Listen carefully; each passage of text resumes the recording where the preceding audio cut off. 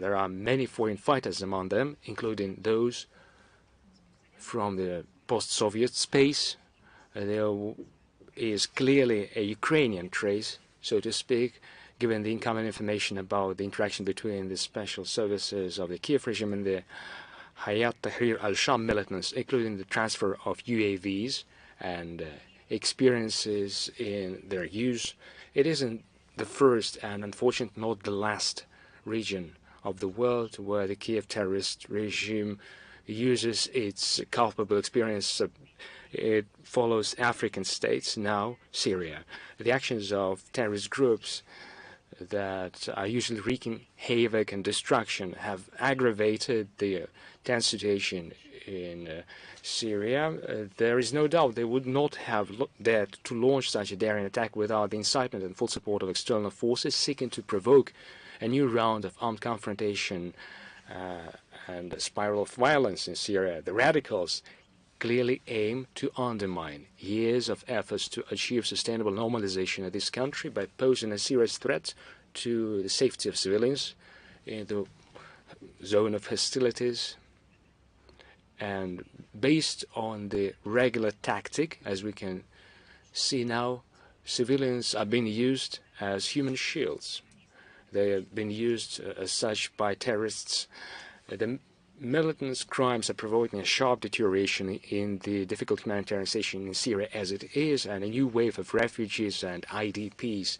Syria has recently sheltered some 500,000 displaced persons from neighboring Lebanon who were fleeing the war. We express our solidarity with the leadership of Syria, with its people in this difficult context. We reaffirm our commitment to the sovereignty, unity and territorial integrity of Syria. We strongly support the efforts of the Syrian authorities to counter terrorist groups and restore constitutional order.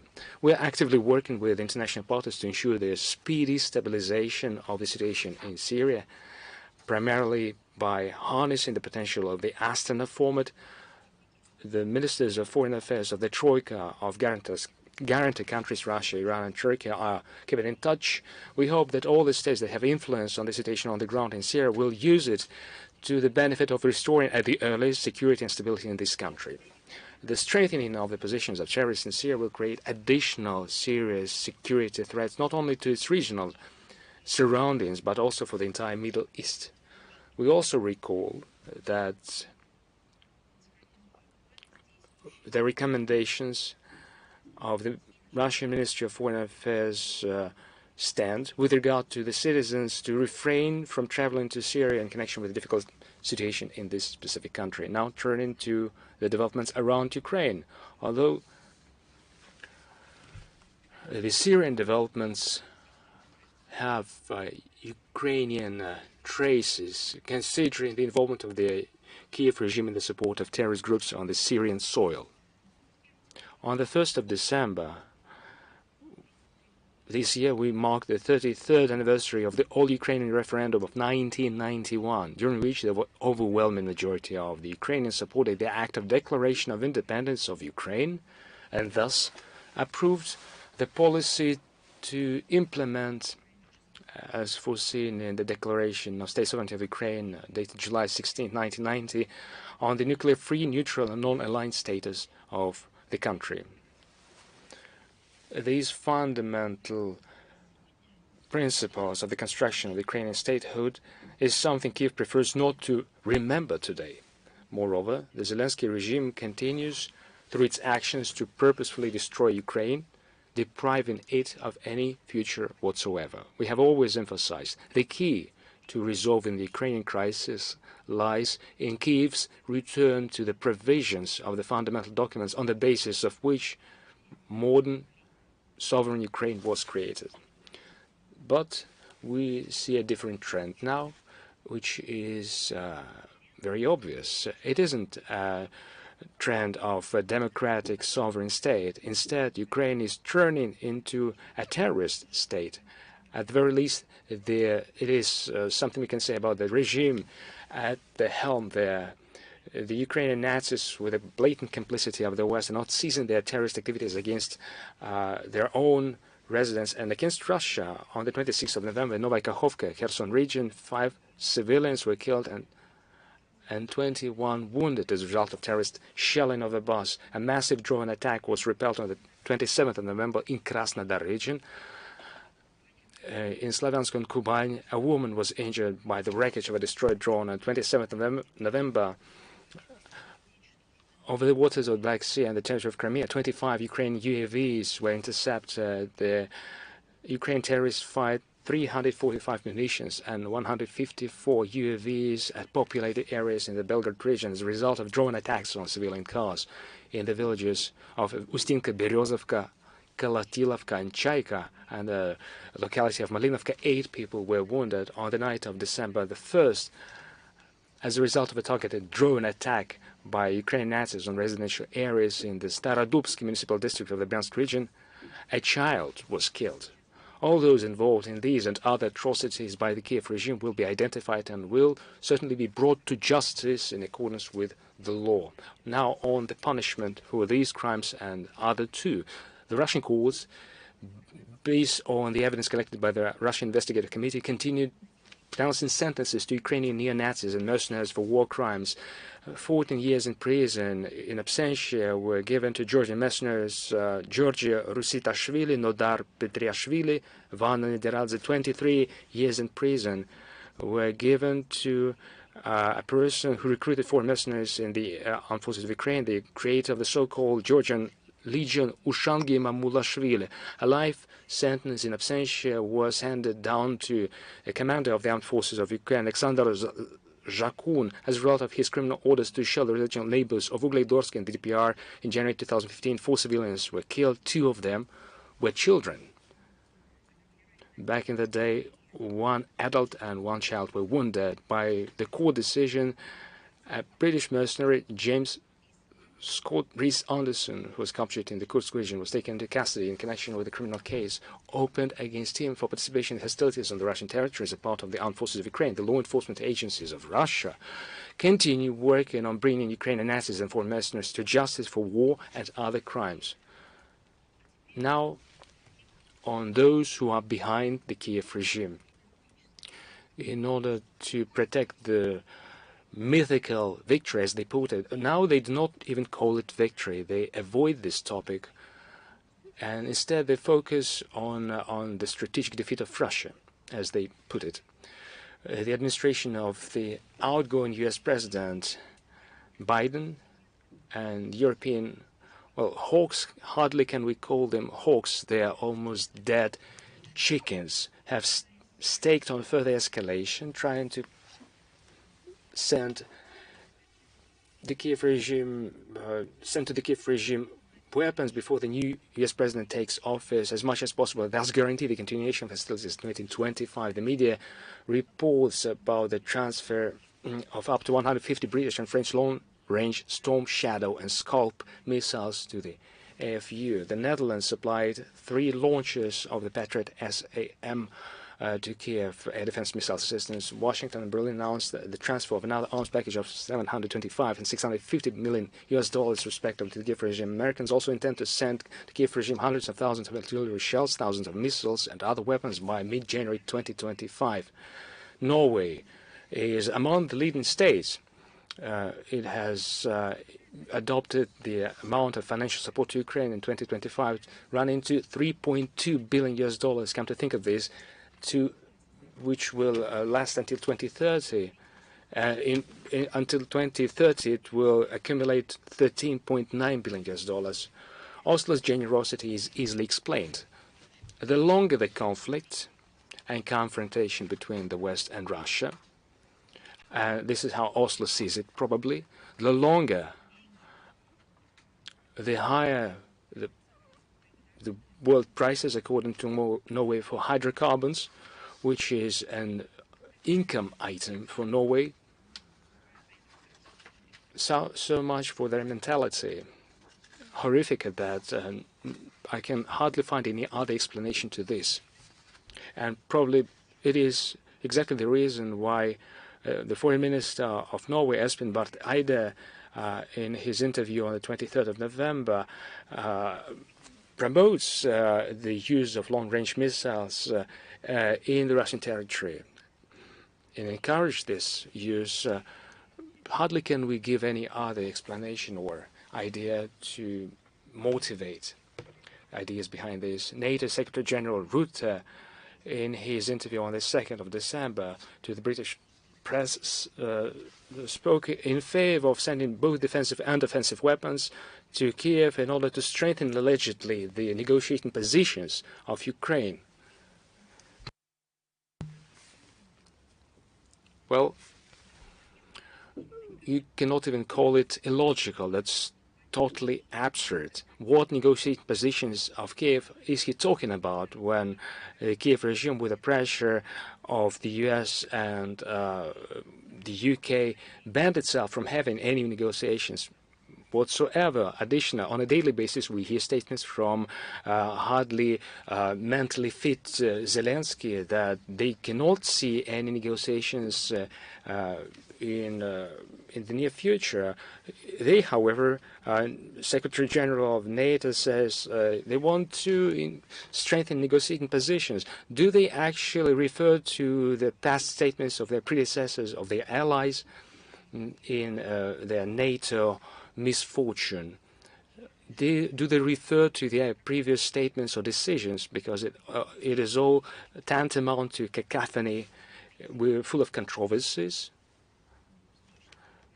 running counter to each other.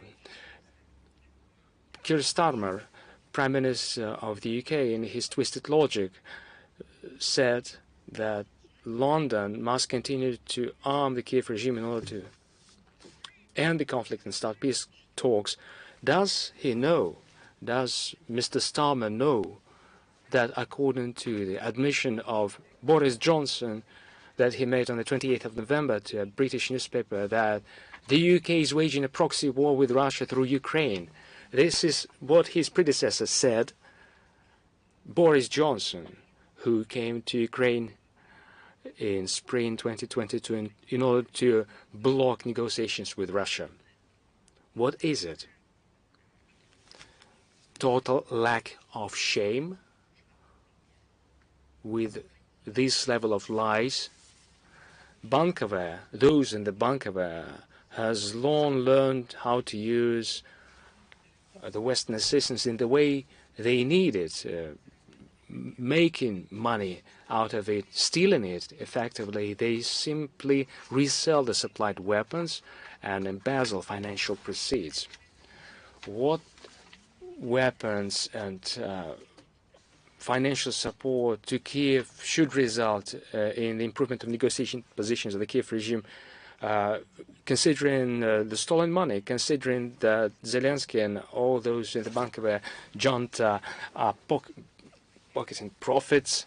They are simply sharing, dividing the profits between themselves and their Western patrons. At the same time, there is a clear trend. It shows that some of those in the West become more and more aware of the fact that the failure of the strategy of unrestrained military and financial support of Kiev and the depletion of the potential of the FEU is evidenced by the statement of Zelensky about the lack of forces for the return of territories by military means. Probably this might be his tactic to raise stakes in the conflict, to demand even more. But we see that other Western activists make other declarations too, such as the sponsors of the Kiev regime are currently preparing a fallback plan, a plan that would explain to the people of Ukraine why they were betrayed in such unfit way. Jake Sullivan, assistant to U.S. President advisor, rather commenting on the likelihood of Kiev giving up some territories of its territories in exchange for peace, completely shifted responsibility for its fate to Kiev specifically. In other words, the Westerners are beginning to realize that the realities on the ground do not allow them to defeat Russia, to deal a strategic defeat to us. They're simply trying to create some ideological framework, as they did previously, in order to get away with it without waiting for the defeat of those who are under their control. And this is why they are starting to shift the blame on them, not only the responsibility, but also the blame. Very symptomatic are also the confessions of the ex-Chancellor of Germany, Angela Merkel, who in 2022 publicly confessed that the Minsk Agreement were required to prepare Ukraine for its war with Russia. This time, it began to speak and come clear in her recently published memoirs, speaking about her impressions about her interactions with Zelensky. This is a direct quote. This is what she writes. Zelensky, during our first meeting, seemed to be a very narcissistic and unrestrained person, capable of unleashing a war. Once again, this is what ex-Chancellor of Germany is writing. Unleash a war to satisfy his own ambitions. The horrific consequences for Ukraine, writes Merkel, were predictable back then already. End quote. So if the leader of Germany, over a large number of years with great experience and great weight in NATO, a person who was listened to in the European Union inter alia, back then when Zelensky was introduced in the Western circles, she already back then could understand who they were dealing with. Then why was Zelensky made a hero, essentially, of a new Western ideology model? Why the West put him on a pedestal, converted him into a caliph? Only for a day, as they say, but they did it. And this is a question that Western leaders will have to answer. Everything that we are reading right now and hear and what we see from Western leaders, from their memories, their confessions, it resembles quite a confessional, actually, about how they nurtured a monster, put him to leadership positions, and what they did with Ukraine and its people. I believe this is only the start, that we will hear many more confessions. And this is not a confession and remorse. This is only an outward attempt to justify their actions and shift the blame towards others. This is quite an irresponsible behavior. They believe that it is not their responsibility, but rather that of Zelensky, who was very narcissistic, reckless, ambitious, and so on and so forth.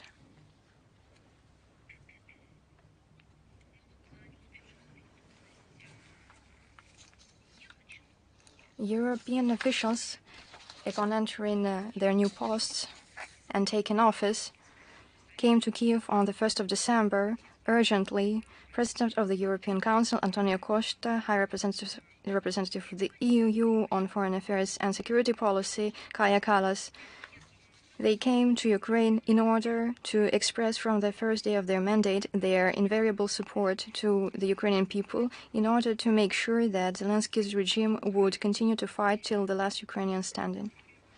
Antonio Costa spoke with the political leadership of Ukraine, promised Kiev's puppets to send them an installment of 4.2 billion euros to cover budget holes, and in 2025, every month, transfer 1.5 billion euro as part of the G7 credit, with payment from the profit of frozen Russian sovereign actives. Frozen, as they say. We believe this is simply stealing. Kaja Kallas stated that it could be acceptable to allow for entry to Ukraine's territory of allies' forces without specifying who she was talking about. In other words, the EU, despite a shift in its bureaucratic ranks, still retains their ideology of destruction and lack of ties to reality is something that they inherited.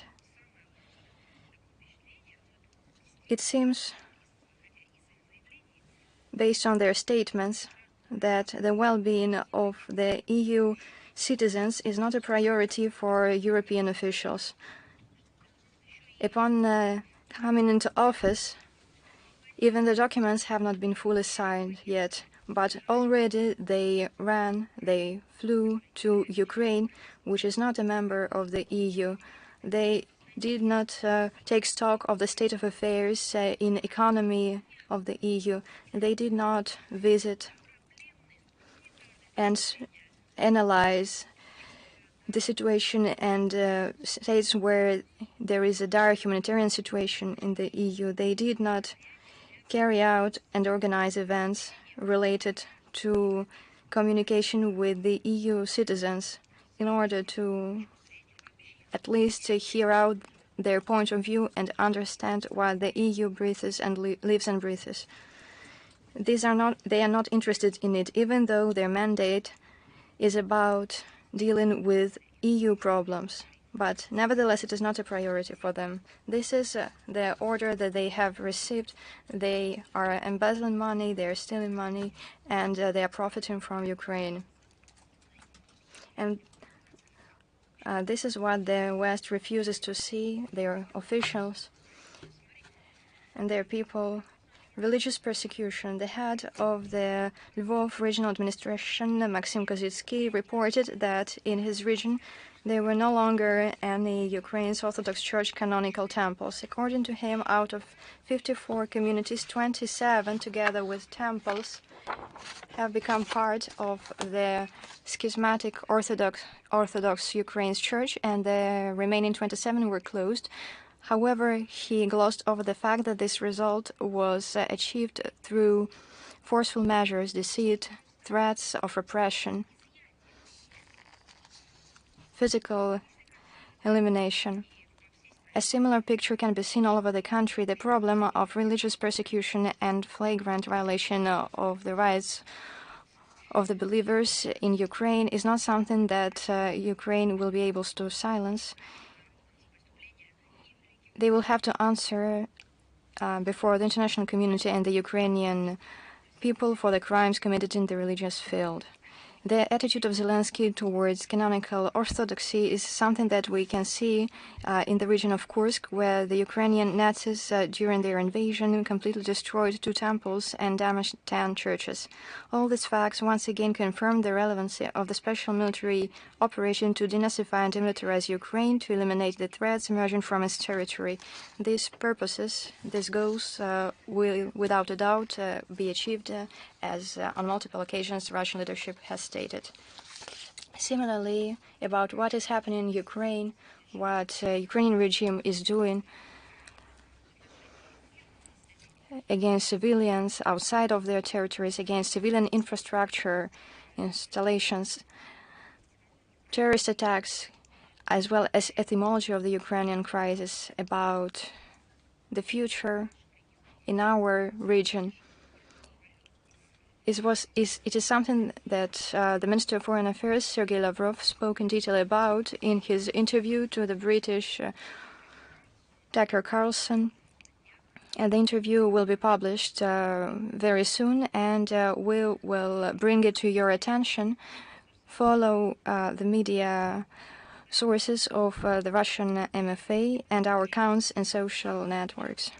About double standards, I would like to talk about Italy and not look upon this problem in global terms, but rather speak about a concrete problem of mercenary activities. Slogans are excellent. We hear excellent slogans about the need to guarantee human rights, democracy, liberal values. We hear different rhetorics and lofty words from the West. But in essence, this is just a cynical attempt to cover up geopolitical calculations and aggressive neocolonialistic aspirations. Another example is the mercenary activity, foreign mercenary activity in Ukraine. This is a lack of standards, double standards. An article was published on the 27th of November in an Italian newspaper, Corriere della Sera, signed by a notorious journalist, Lorenzo Cremonesi. Why did this journalist become so famous? This fighter of the information front became famous when in October he came in a caravan of Ukrainian Nazi groups to the territory of the region of Kursk, violating Russian legislature and repeating the actions of his compatriots from Rai.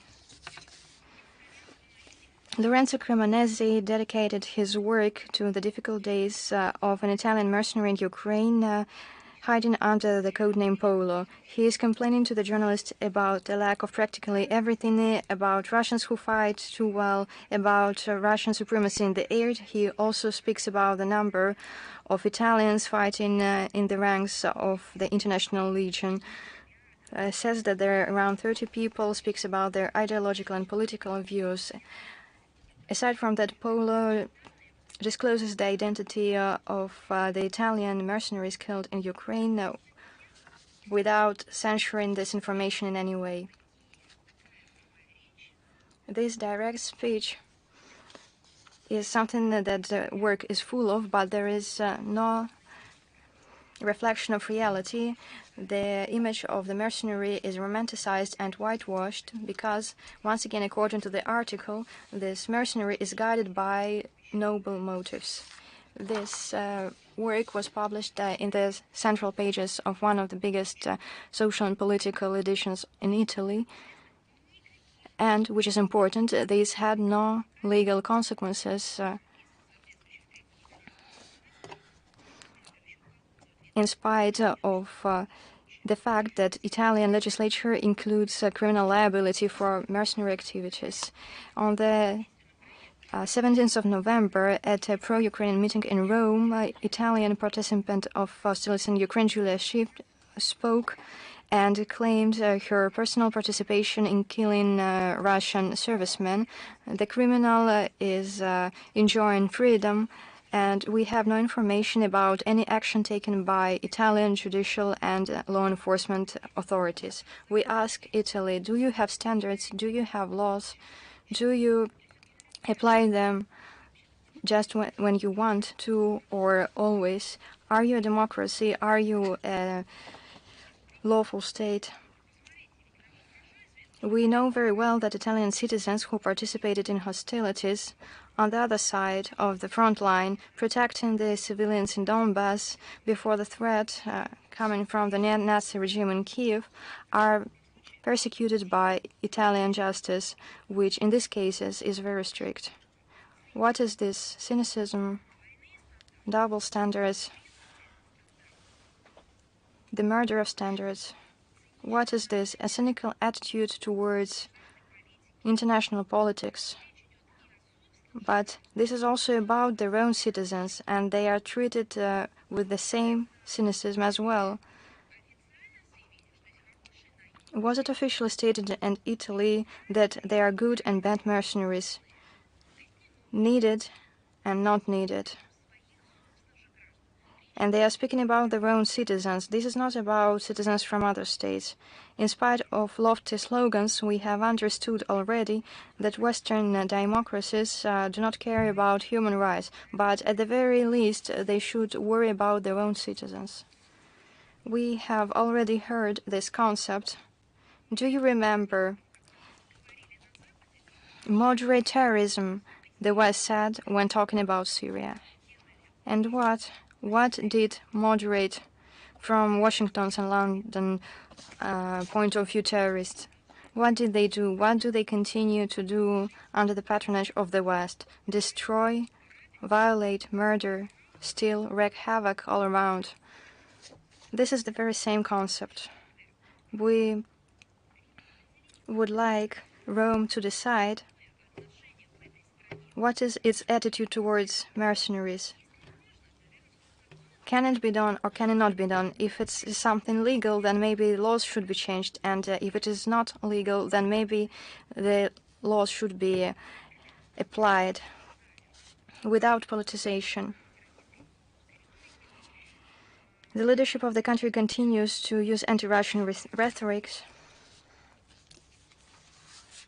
In Moldavia, They do not understand that this is a very irresponsive policy which goes against the interests of the Moldavian people. On the 2nd of December, President Maia Sandu declared that direct wood, disinformation, corruption, and elections a good start.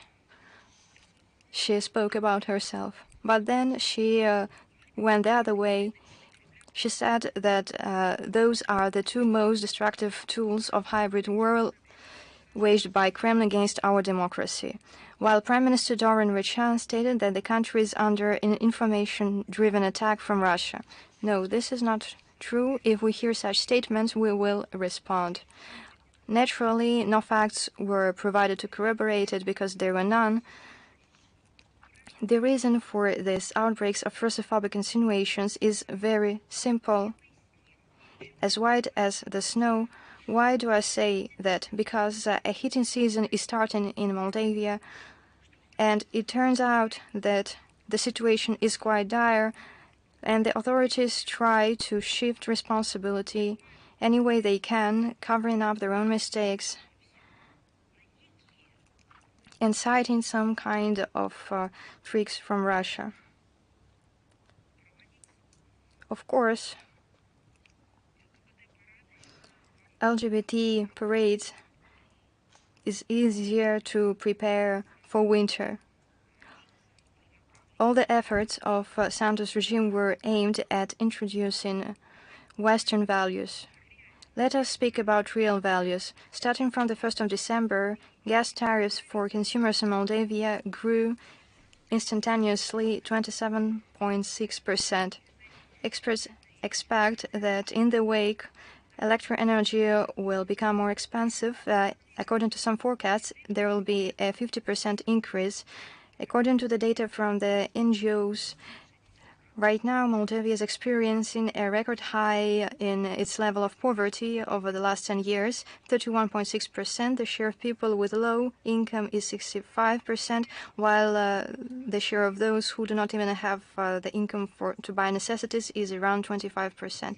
Half of population does not have access to medical services. What is happening with values?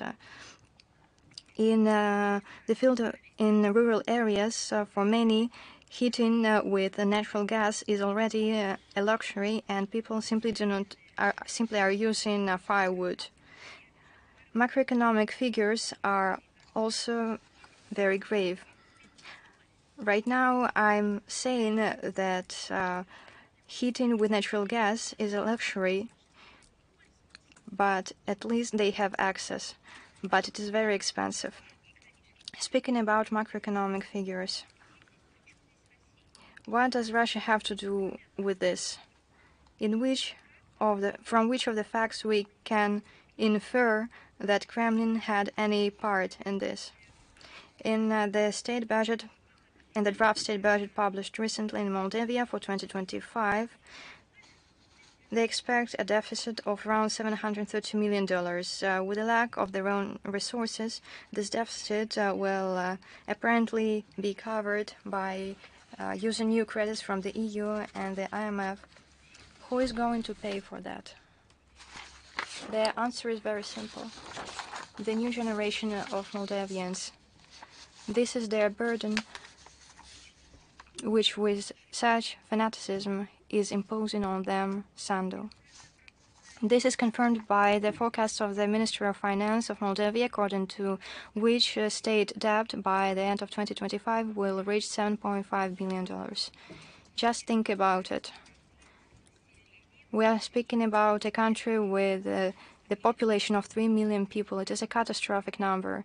No efficient measures to recover to righten the situation are not adopted by the Moldavian authorities. They seem to be incapable of doing it.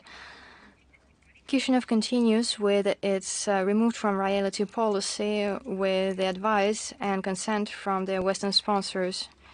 And in Moldavia, it is called a theater of absurdity. Mandu refuses to answer journalists' questions, and she's been asked questions about gas prices first and foremost. According to the opposition, she has other priorities, campaign and vote at the presidential and parliamentary elections in her homeland, Romania. and to support protests in Georgia.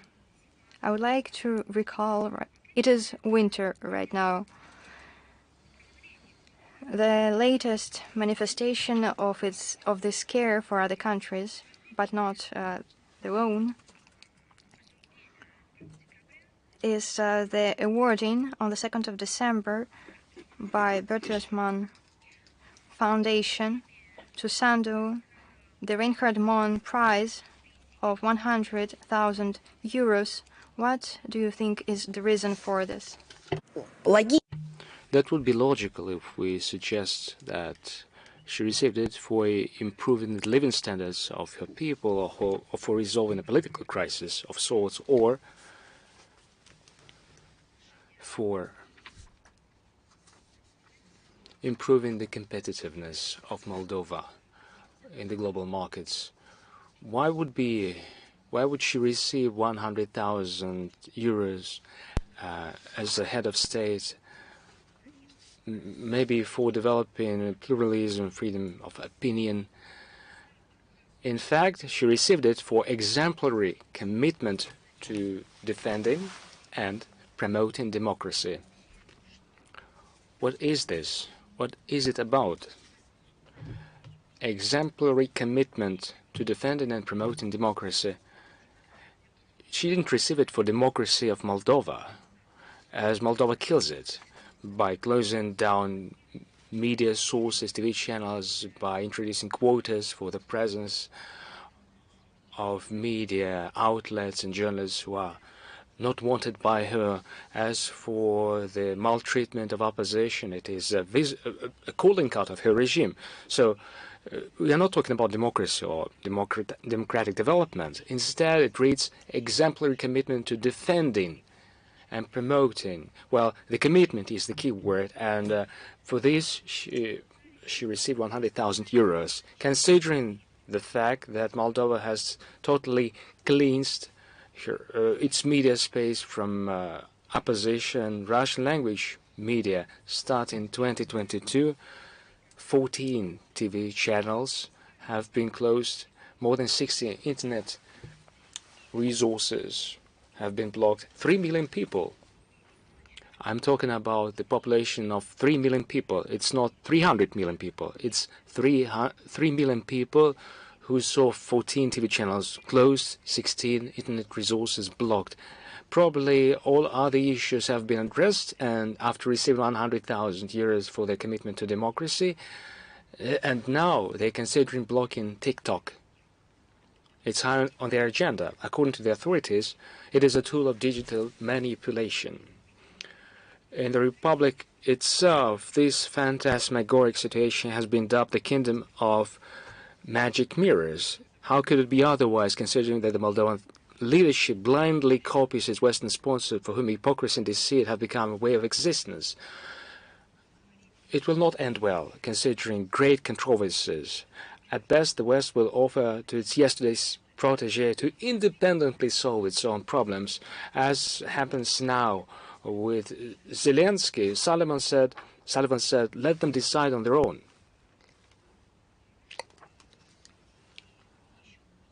There is even a worse scenario. Something that we consider too.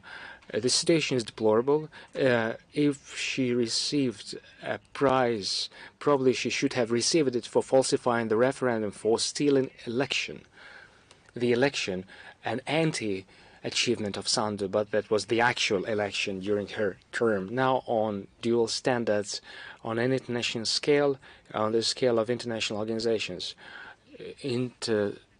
state agencies, we continue receiving a huge number of appeals from the Russian federal and regional media in connection with a scandalous draft report by UNESCO Director General Audrey Azoulay on the safety of journalists and the problem of impunity of 2022-2023, which ignores the facts of targeted killings of Russian journalists by the Kiev regime. Our journalists were killed. The wave of outrage that swept through the Russian media, especially those whose colleagues were killed by Ukrainian Nazis, manifested itself in a number of appeals to the Director General of UNESCO. In fact, this is an unprecedented case. It is the first time this is happening in the practice of considering such reports. On the 21st, 22nd of November, there was an unprecedentedly heated discussion.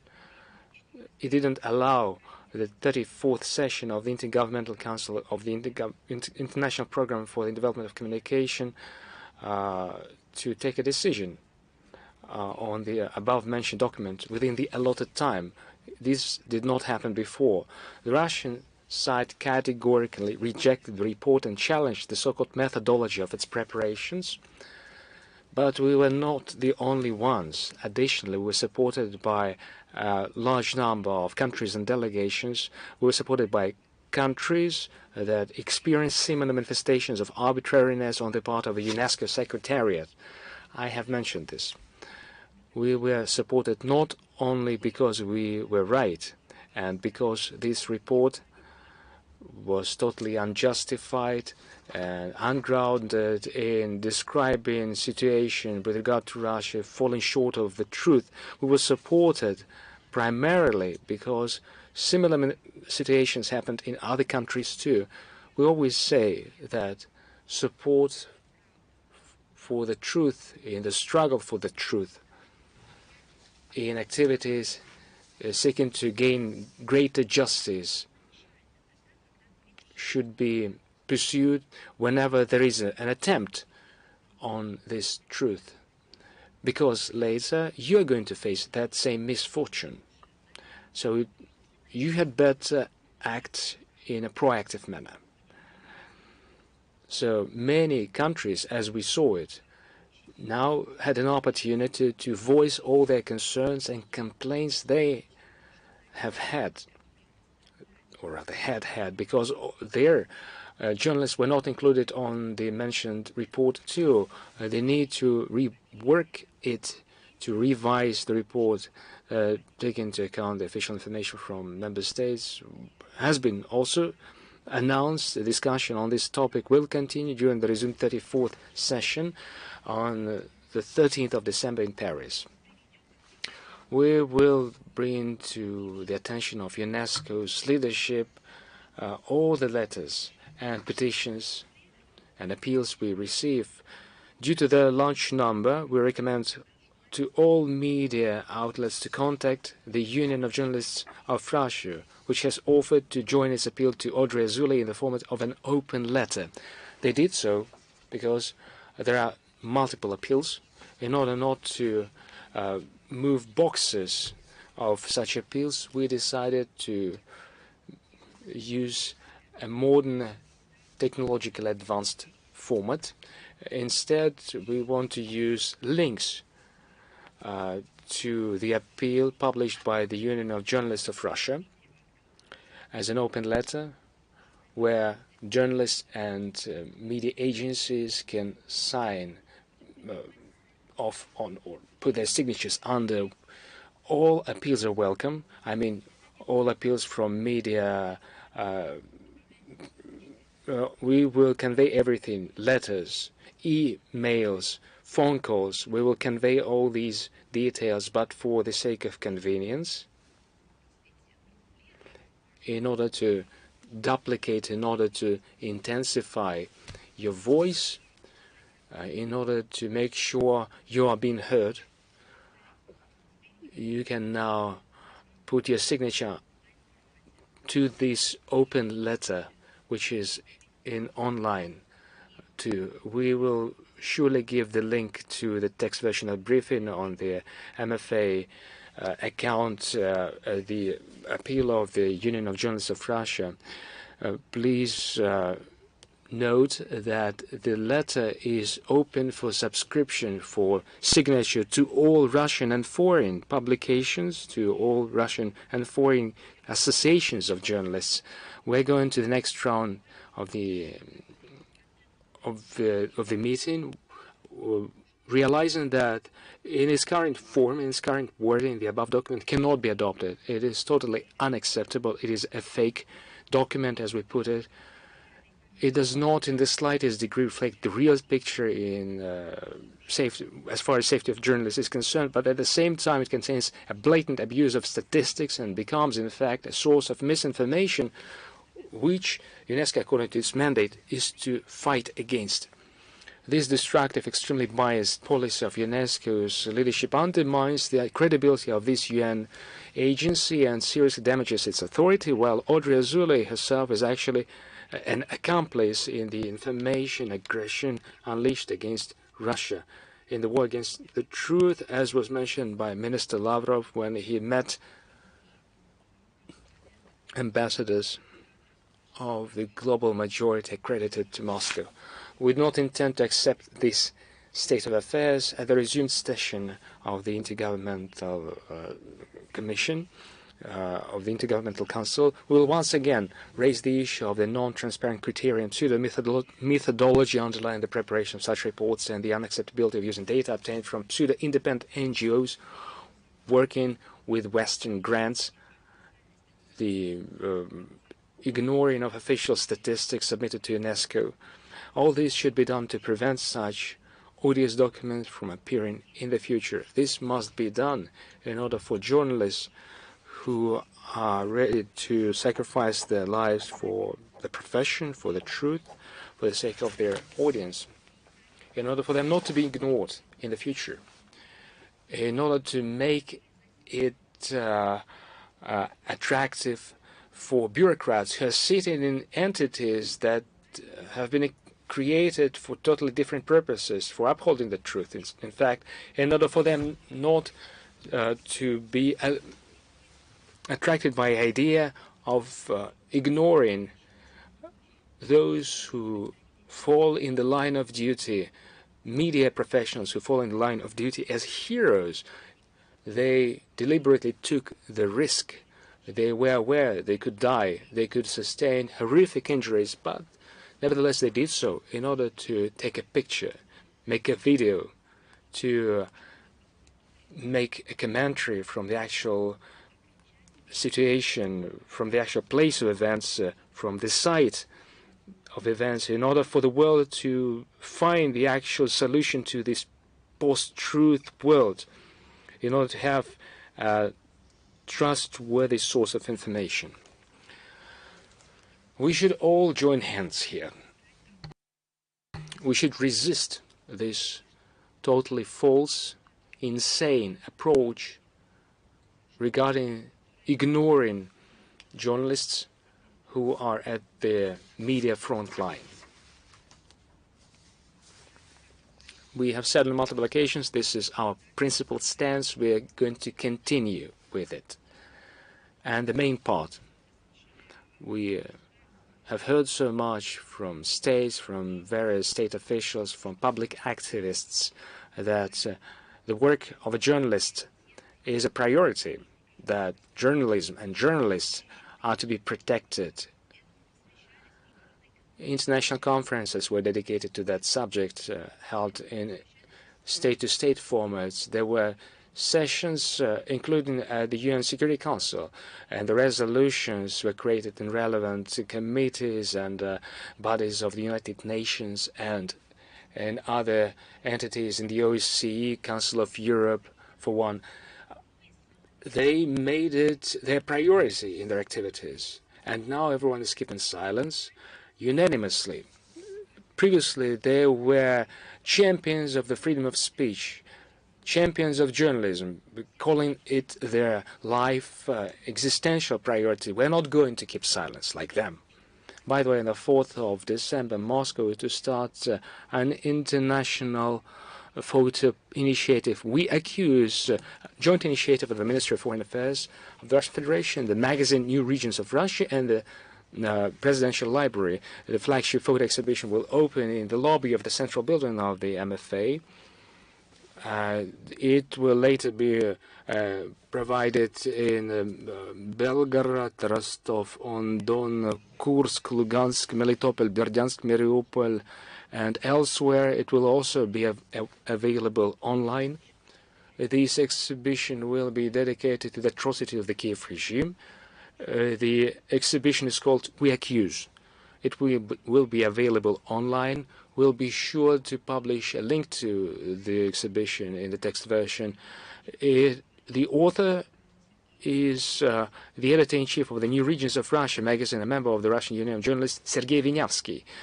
18 black and white photos taken in the period from May 2022 to September 2024 in the zone of the special military operation in the border regions of Russia.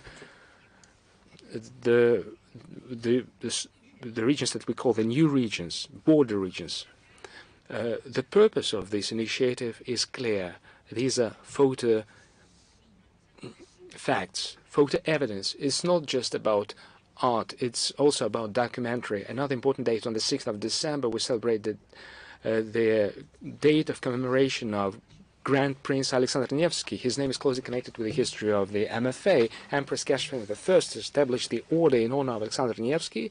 It became one of the highest and most honorable Russian awards. Those awarded included Alexander Romanovich Vorontsov, the first Minister of Foreign Affairs of Russia, Mikhail Gorchakov, in 1828 at the building of the Ministry of Foreign Affairs on Palace. В Санкт-Петербурге была основана домовая церковь святого благоверного князя Александра. Она была построена по проекту архитектора Карла Ивановича. By architect Karl Ivanovich Rossi.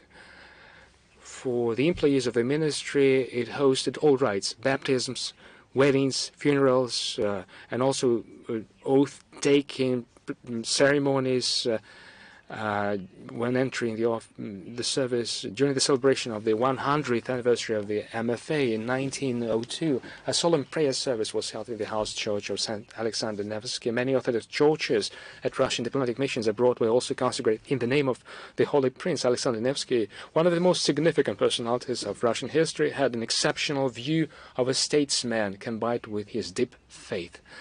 In the most difficult, dramatic stage of our country's life, he managed to defend and preserve the national consciousness of the people. He made an essential civilizational choice, as we put it, that predetermined the shape of Russia for centuries to come. He combined resolute opposition to the aggressive Western ideological and military expansion with subtle and wise diplomacy, thus laying the foundation of modern foreign policy on. To mark the 220th anniversary of the Ministry of Foreign Affairs, on September 12, 2022, the bust of Alexander Nevsky was unveiled in our building. Russia's Foreign Minister Sergei Lavrov took part in the ceremony. He made his remarks, and we'll be sure to add the link in the text version. On the 8th of December, we are going to celebrate the 25th anniversary of creating the Union State. This document strengthened the ties of our fraternal nations, building the principles of neighborliness, mutual respect, consideration of each other's interests, and love, if I may add, in my personal capacity. We have made significant progress in building the common socio-economic, cultural, humanitarian, defense, migration, and information space of the Union State. Its financial, economic, technological sovereignty has significantly strengthened too. The virtual equal rights and opportunities of our citizens on the territory of the two countries in the migration, labor, and social spheres, healthcare, and education are to be considered as fait accompli. Unity and mutual assistance allow us to successfully overcome unprecedented pressure from the collective West. Today, we can rightfully call our allied relations with Minsk a benchmark of mutually beneficial integration cooperation in the Eurasian space. While helping to achieve national development goals, the Union State is simultaneously becoming one of the pillars of the emerging Greater Eurasian Partnership and a new continental architecture of interaction in security, economic, and humanitarian dimensions. In the recent years, we managed to achieve a qualitative acceleration of the union building process in many areas, thanks to the successful implementation of 2021-2023, 28 union programs. We have laid a strong foundation for unified socioeconomic space from Brest to Vladivostok.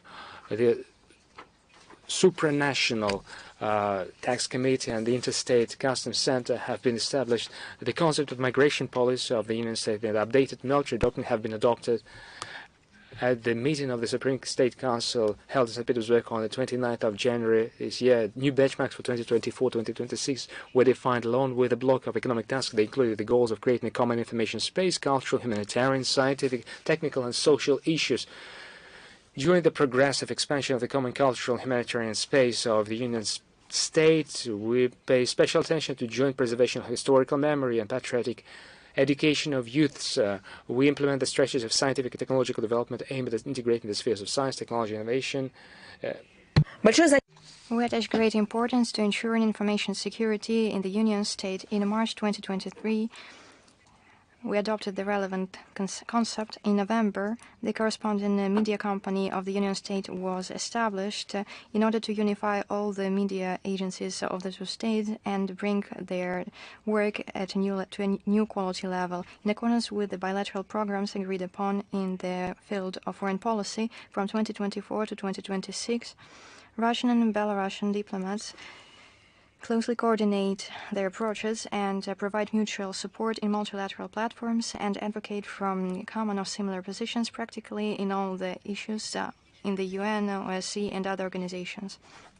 An important goal of the MFA of the two countries is to ensure diplomatic follow-up for integration processes as part of the Union State. We attach great importance to improving the authority of the Union State on the international arena, including as part of joint statements and reports under its auspices. I would like to recall that joint sessions of MFA colleges of Russia and Belarus elaborate common approaches in various fields, and we held a similar session on the 22nd of November in Brest.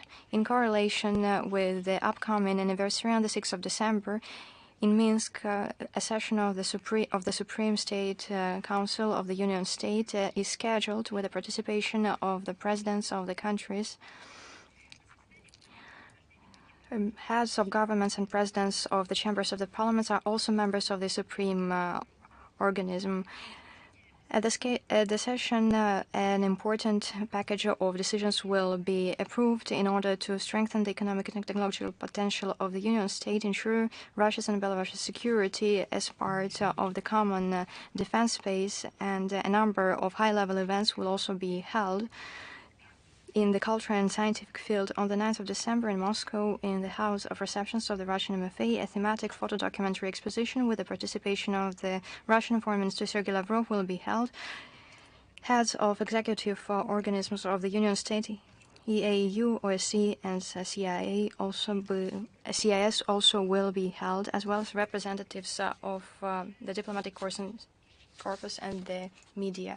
On the 9th of December, in Russian Federation, we celebrate the Day of National Heroes.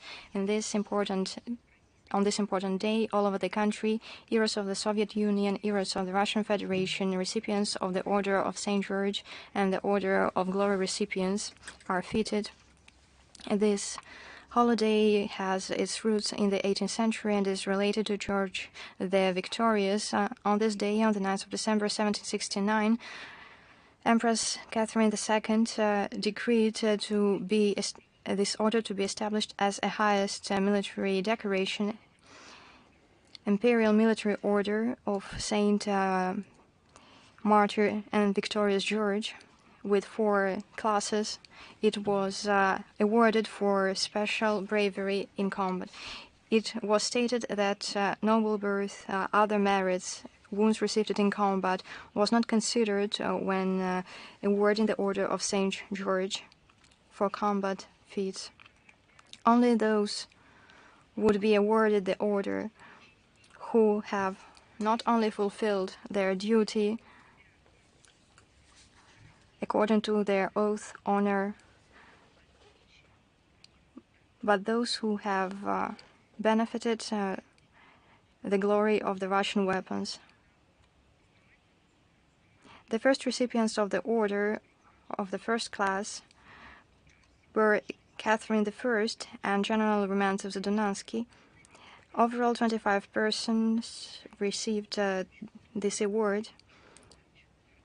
General Kutuzov, Barclay de Tolly, Ivan Dibich Zabalkansky, General Diplomat Ivan Paskevich Rivansky, recipients of various classes of this order included 10,000 people in 1807. Following the example of this order, a decoration for lower-ranking officers was established, the Georgian Cross. After the 1917 revolution, the holiday was cancelled and the order was substituted with new decorations. On the 16th of April 1934, the Central Executive Committee of the USSR established the title of Hero of the Soviet Union for collective and personal achievements for the sake of the state. In the Ministry of Foreign Affairs of the USSR, there were 8 diplomats who received the title of Heroes of Soviet Union: Azarov, Bolotov, Alexei Yepeshev, Viktor Kazakov, Sergei Romanovs, Fyodor Setchikov, Yakov Sushko, and Ivan Fedorov. There was also one recipient of the Order of Glory of 3 classes, Nikolai Buluchov. The title Hero of the Russian Federation took up the mantle of the title Hero of the Soviet Union in December 2016. The title of Hero of Russia posthumously was awarded to Andrei Karlov, who died as a result of a terrorist attack. It was awarded for resilience and bravery as extraordinary and plenipotentiary ambassador of Russia in the Turkish Republic and great contribution to implementing Russia's external policy. The 9th of December has been established as a remembrance date by a federal decree on the 28th of February 2007 entitled about introducing changes to the Article 1.1 of the federal law about the days of military glory and commemorative dates of Russia. On the occasion of the Day of National Heroes, on behalf of Russian President, annually on the 9th of December, in the Hall of St. George in Kremlin for Heroes of the Soviet Union and the Russian Federation, recipients of the Orders of Glory and St. George, reception is held. A historical details will be also published in the written version of the briefing. Another important event will be held on the 11th of December. The 9th International Cadet Ball, Kremlin Charity Cadet Ball, will be held to support the special military operation. This annual event has an important role in preserving and multiplying the best Russian traditions of the armed forces, ensuring continuity between generations, patriotic, spiritual, and moral upbringing of the youth. The ball is meant to revitalize and popularize the cultural and historic heritage of our homeland, contribute to uniting future defenders of our motherland. The children of the participants of the special military operation, wards of cadet establishments, Suvorov and Nakhimov schools with cadet classes, members of different military patriotic youth clubs, children from social orphanages, and other subjects of Russian Federation will take part in the event, and we, as the Ministry of Foreign Affairs of Russia, support this event and will also publish the relevant links in the text version of the briefing.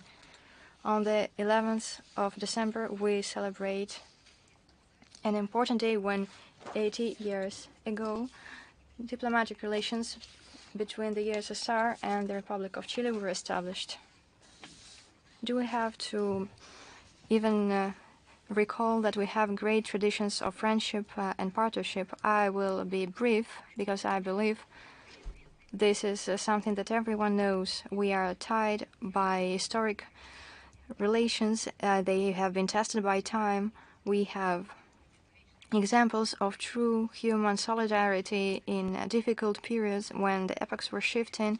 We know about the outstanding Chile's fighter for the independence of Spanish colonies, revolutionary Bernardo O'Higgins. We honor the memory of the outstanding patriot of Chile, President Salvador Allende. We admire the work of the world-famous poet and diplomat, Nobel Prize winner Pablo Neruda, the bravery and valor of singer Victor Jara. Today we see Chile As an important partner in the Latin American region, as per tradition, we value the good practices in the political dialogue, in economical relations that we have accumulated over the years. We believe that this potential should be strengthened and multiplied. Our countries successfully cooperate as part of the ATAS Forum, APEC Forum, and as also in the matters of the Antarctic region. And we hope that Chile's respectable voice of diplomacy will continue to sound loud in international affairs in the UN for the sake of international stability and for a just world order. We will continue to contribute to developing our bilateral relations based on mutual respect, equality, and pragmatism.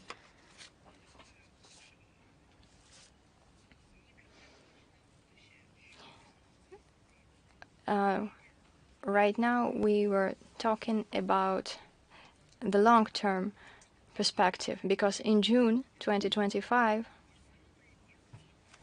the International Children's Center, ARTAC, will celebrate its 100th anniversary. Right now, I would like to recall it is the biggest children's center in the world. I believe it has nothing on par with him in the world. There is a lot of factological data. The preparation for the celebration of the 100th anniversary has been underway from November 2022 in accordance with the presidential decree. In the year of the anniversary, every session is reminded about the need to protect childhood and the need to protect the future of future generations and create the necessary conditions for development. Following the goals of nurturing the sense of ownership in terms of historic and cultural identity of the Russian people and the fate of our country, in the shifts of 2025, different events will be held. 80th anniversary of the Great Victory, the 100th anniversary of our tag project, Our Heroes, the movement of the first. Such values as patriotism and respect to the elderly is imbued in the children who participate in the program. Today, our tech actively participates in national projects in the field of education, cultural, digital economy, in developing human potential of the youth, introduces new education programs, and promotes its unique experience. It has always been an important component. Russian ARTAC continues to be a center of children's diplomacy. From 2014 to 2023, ARTAC hosted over 10,000 children from 105 countries of the world. Country leaders are Kyrgyzia, Kazakhstan, France, Belarus, Uzbekistan, Moldova, Syria, Armenia, Estonia, Germany, Spain, Italy, China, Bulgaria. An important role in increasing the number of foreign children who visit our tech has the International Campaign Fellowship and the development of international cooperation programs. Our tech has repeatedly been recognized as the best campaign center in the Russian Federation. Our tech is open all year round. Every session in our tech, 3,200 children are hosted in the center, and in winter 2,000 children. From the beginning of its work, it has hosted 306,535 children from 2014 to 2023, and on the 15th of November 2016, the 500,000th ARTAC participant was registered. It is a pleasure and an honor to remember that in 2016, I myself participated actively in the life of the center. Back in that year, in ARTAC there was a new tradition introduced, star camp counselor, and I, together with foreign and national journalists, visited the center, visited Vajatam. We visited our tech and were camp counselors in the department which specializes in journalism. It was a great experience both for us and for the children who we spoke to. The 100-long history of our tech includes achievements in history and education. It is also a history of heroic feats and resilience. During the Great Patriotic War, Artek survived occupation. It started on the 7th of November 1941 and lasted 2 years and a half. On the 15th of April 1944, Artek was liberated by the soldiers of the separate coastal army, after which it was restored. In August 1944, Artek hosted its first children, 500 children of Crimean partisans. In May 1985, a monument was opened dedicated to the liberators of Artek on the occasion of the 40th anniversary of the victory of the Soviet people in the Great Patriotic War. The wards and employees of Artek were rewarded with high decorations. On the 25th of July 2016, an ally of Artek heroes was opened, as well as a monument of the liberators of Artek. Together they form a unified memorial complex. In July 2023, the British authorities made another anti-Russian attack by applying sanction restrictions to a number of Russian citizens and organizations, and they had no compunction about even including the International Children's Center Artek in this list. A new portion of illegitimate unilateral restrictions were introduced by London and explained without any shame by their aspiration, please do not love, to protect children. We know how they protect children. By giving hormones to them, making surgeries, encouraging children abuse, calling it fighting for children's rights. The ideals of friendship between children from all over the planet, which are the basis of the philosophy of this unique children's center, do not fit apparently into British pseudo-humanism. Now we are talking about the short-term announce, and we can say that on the 11th of December at 11 a.m. at the press center of the news agency TASS, there will be a press conference held dedicated to the 100th anniversary of Artek. The Ministry of Foreign Affairs and the Minister of Foreign Affairs will be there. The Minister of Education and the Director of the Center. We will talk about the anniversary event and about the international component. All the information will be provided in the briefing and its text version. We also have other announcements to be made. We will provide links. There is a unique traditional project. It is one of my favorites. From the 18th to the 22nd of December in the Central Expositions Center, Expo Center, a large fair and exposition of folk artistic crafts entitled Ladya Winter Tale 2024 will be held. I have not seen any diplomats who come into this event became indifferent. It is something very interesting. Ladya is a unique project that covers all the range of folk crafts in our countries. It is a trademark, we can say, of Russia. 73 Russian regions will be presented in the exposition. As part of the City of Masters masterclass, the visitors will be able to try their hand at painting on wood, on metal, participate in forging in ceramics and bone, stone and wood carving, in sculpture in toys and in lace making. This fair is celebrated in order to support national manufacturers, improve the artistic level and the qualifications of experts, as well as to popularize folk arts. Folk artistic arts are an inalienable part of our culture. Russia is one of the few countries who preserved its historic traditions and the peculiarities of development of its folk arts. This includes Kokloma and Gorodets painting on wood. I cannot avoid mentioning today there will be a great presentation. Kokloma representation will be opened in Nizhny Novgorod. Designers and modeliers will participate in this event.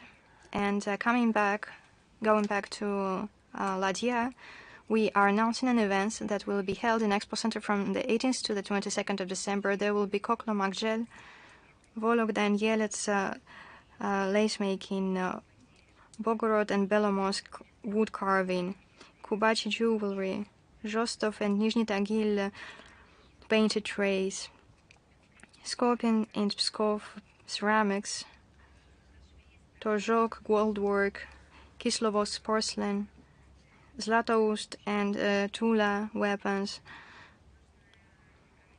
artistic embroidery from different Russian regions. You know, if you want to show your own children what Russian culture is about, what are its origins, what is its diversity and power, bring them along. You will need more than one day, but in a couple of days you will be able to tell your children what our country represents. Through culture, through art, we can defend our values, our traditions. This is why you should come and make sure yourselves. Detailed information will be provided on the website of the organizers, and we will make available a link in the text of the briefing. Now we have finished the good news, and we will now address the questions. I believe that they will be not so happy. International Affairs, good afternoon. Yes, well, there are little uplifting subjects considering points of tension that exist in the world. Georgia has become one of them. There have been unrests. How can you comment on this? How can you comment rather on a call of the president of the country, Salome Zurabishvili, for schools to join these protests? The domestic affairs of countries, Georgia in this specific case, is something we do not interfere in, as opposed to the Westerners. As for Salome Zurabishvili, her authorities as a president lapse in a week and a half. The baseline of our assumption is that the legal assessment of her activities is to be conducted by the competent authorities of Georgia, firstly. Secondly, in my opinion, this is a touchstone. It shows the hypocrisy, flagrant dual standards of the West, for one, in terms of evaluating various events in different countries, be it domestic developments, election procedures, or laws, draft laws, consideration. This situation shows the West has no standard whatsoever. If not, if it does not fit into the standard they call a rule they want to build the world on. The only standard is that they have the authority and the power to judge others and others' affairs, while deny this same right to others.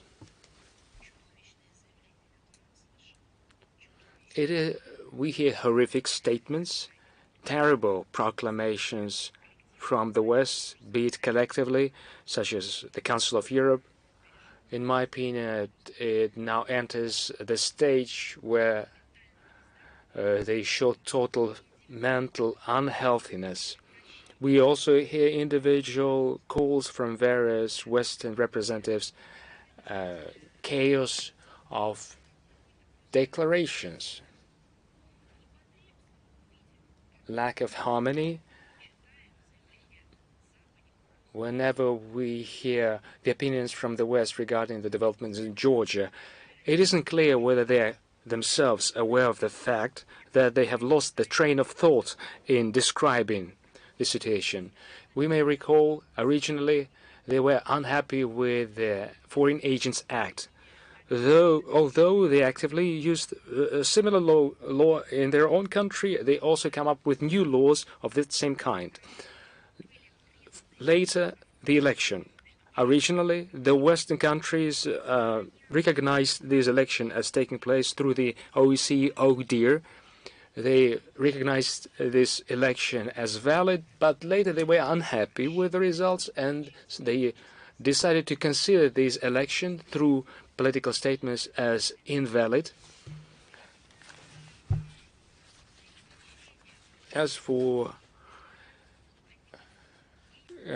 empowering unrests, calls upon children to take part in such activities is the third point.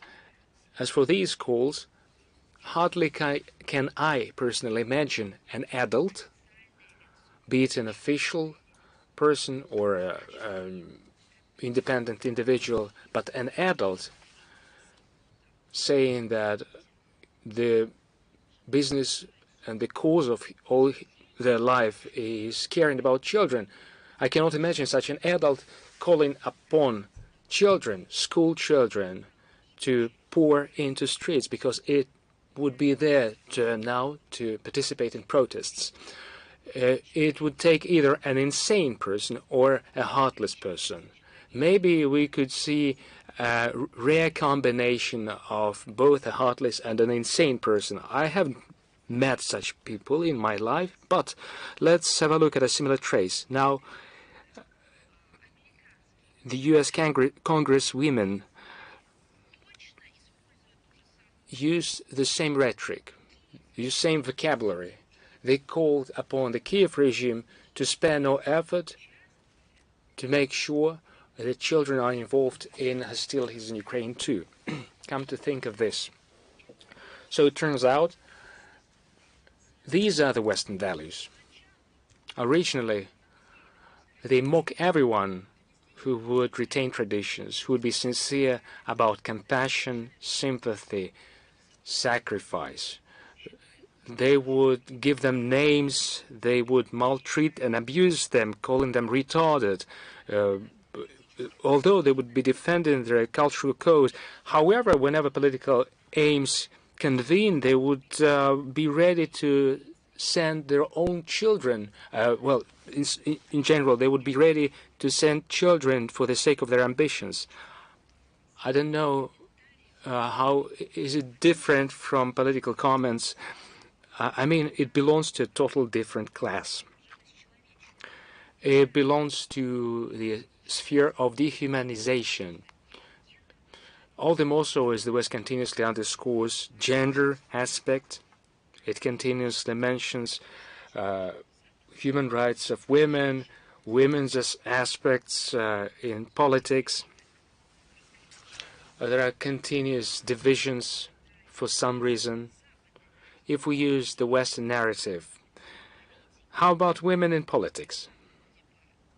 What about them? From their nature, they should be aware of maternity, of childhood, of taking care of children, children rearing. How could a woman call upon school children to assist students in participating in street rallies? She could not but see that there are pogroms in streets, Molotov cocktails, debaucheries. Even an adult has chances to not return safely back home. I don't know. For me, it is something incredible. I cannot imagine it. I noted a reaction inside of the Georgian society, and I was stunned by the level of responsibility, by the level of focus and clarity of thought crystallized in every statement, condemning in the extremist form whatsoever the way of thinking of Zurabishvili. And I bow low to the citizenship of the people of Georgia who advocated against dragging children into political grinding wheel. I'm sorry for taking my time.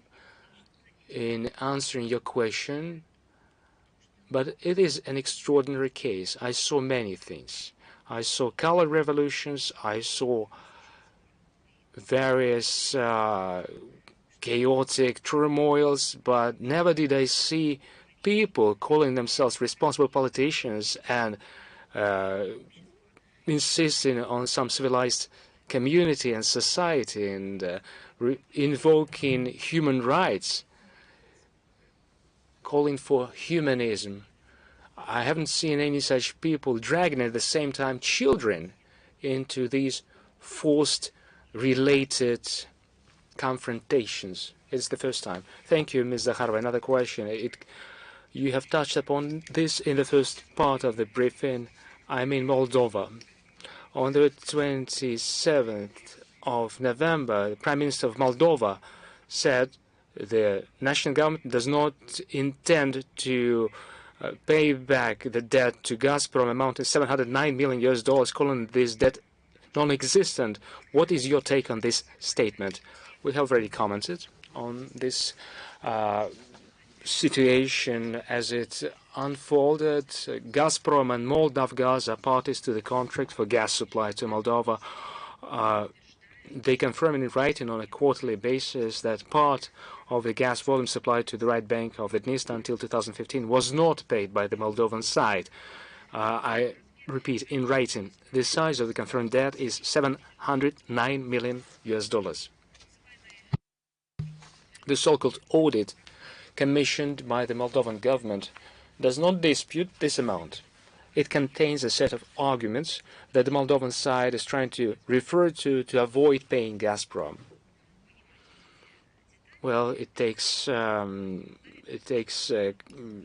consideration. Once again, we note that the Moldovan authorities prefer to take a non-constructive position towards Gazprom rather than solving the accumulated problems to the benefit of their own people. Thank you so much, Ms. Zakharova. Ria Novosti, are you with us? Yes, we are here. We have two questions today. The first question goes as follows. How could you comment on the reaction of the government of the Philippines regarding the presence of the Russian submarine you'll find in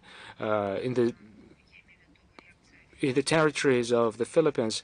We were surprised at the reaction of Philippine authorities to the passage of the Russian submarine Ufai in the exclusive economic zone of this country. Let me remind you of the actual international treaties in accordance with the norms of international law. First of all, Article 58 of the UN Convention on the Law of the Sea of 1982, vessels of all states, both coastal and non-coastal, enjoy freedom of navigation. In this regard, the stay of the Russian submarine in the exclusive economic zone of the Philippines is lawful, and it does not violate the norms of international maritime law.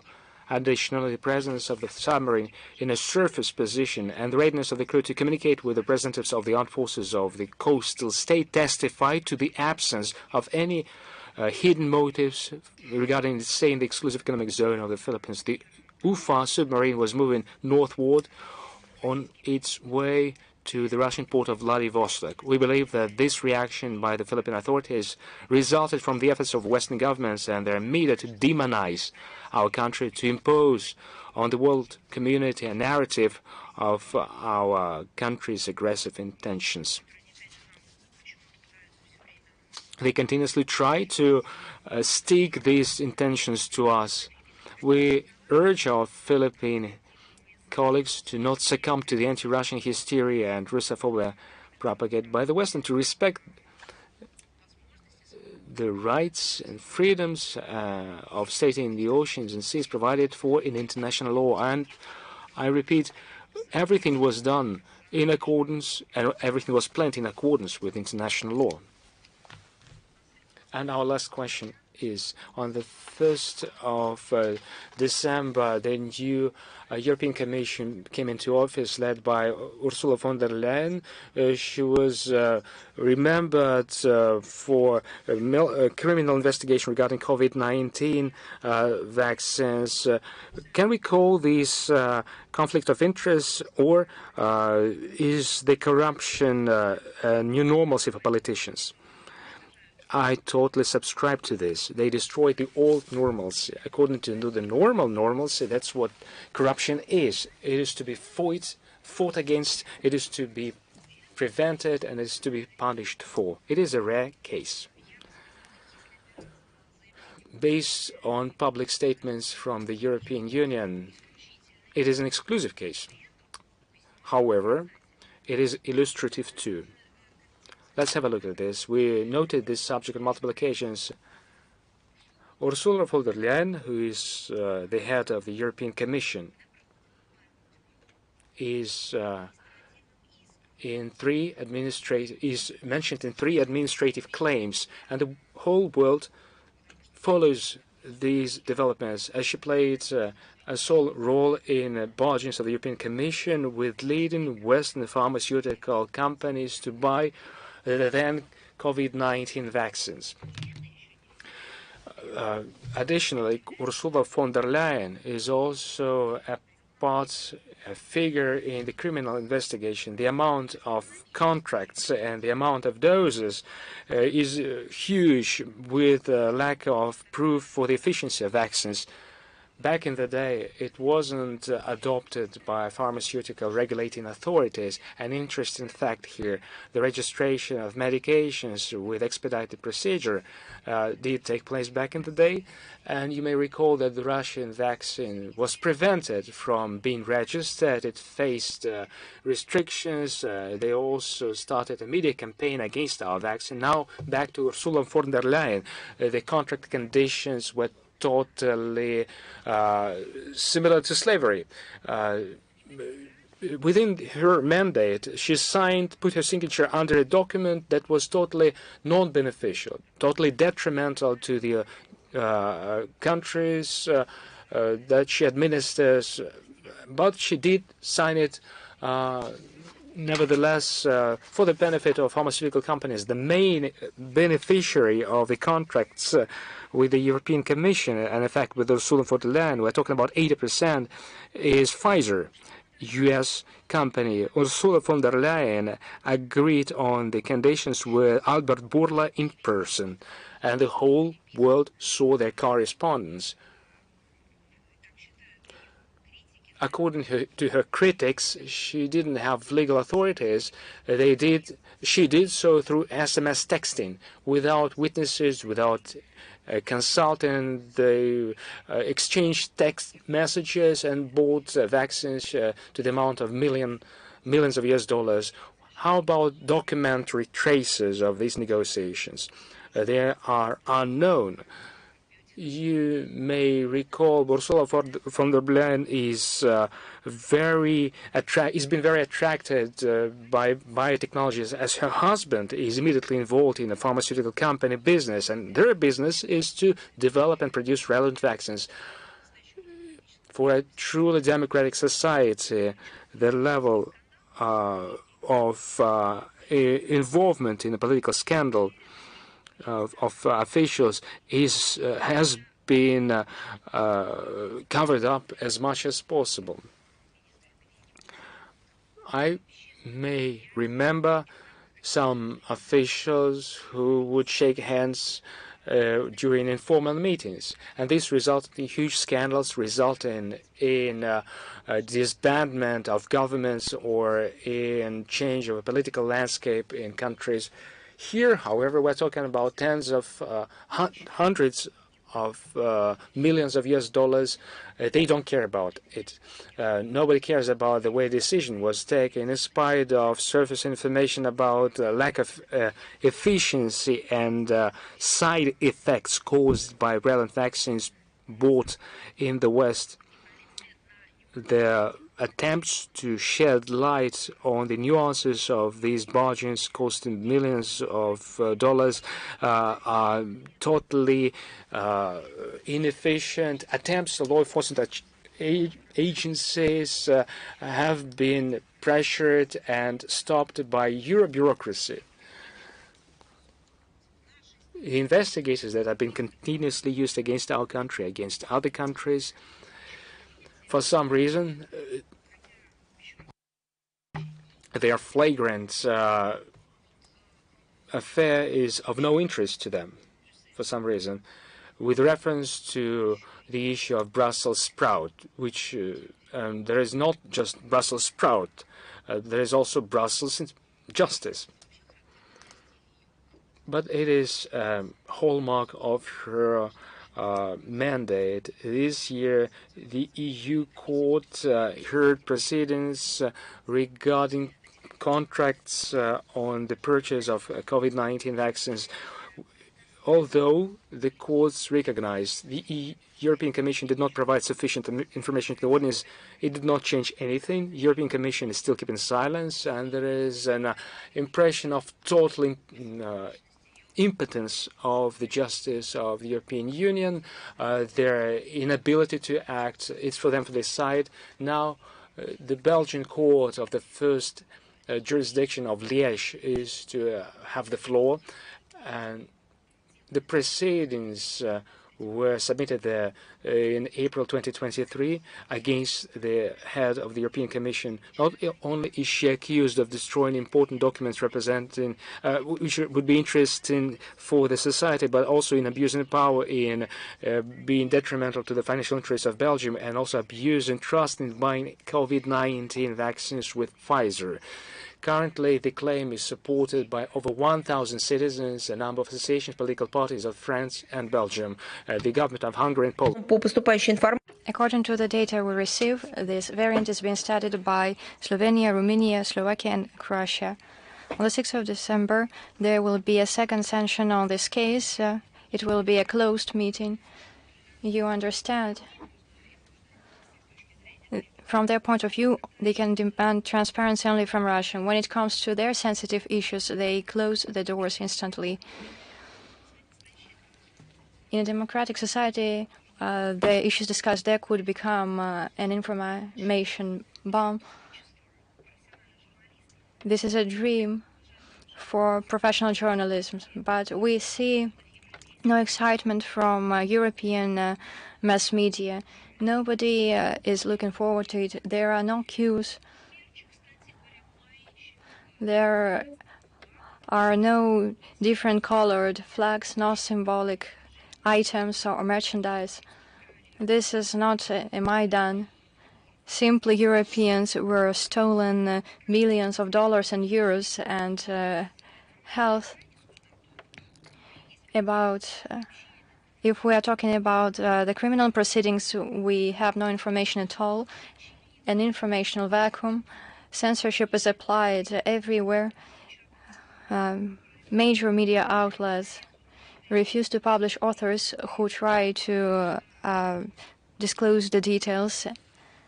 And this is what I can provide you in terms of the picture as I see it when it comes to the lack of freedom of speech, in particular in the European Union.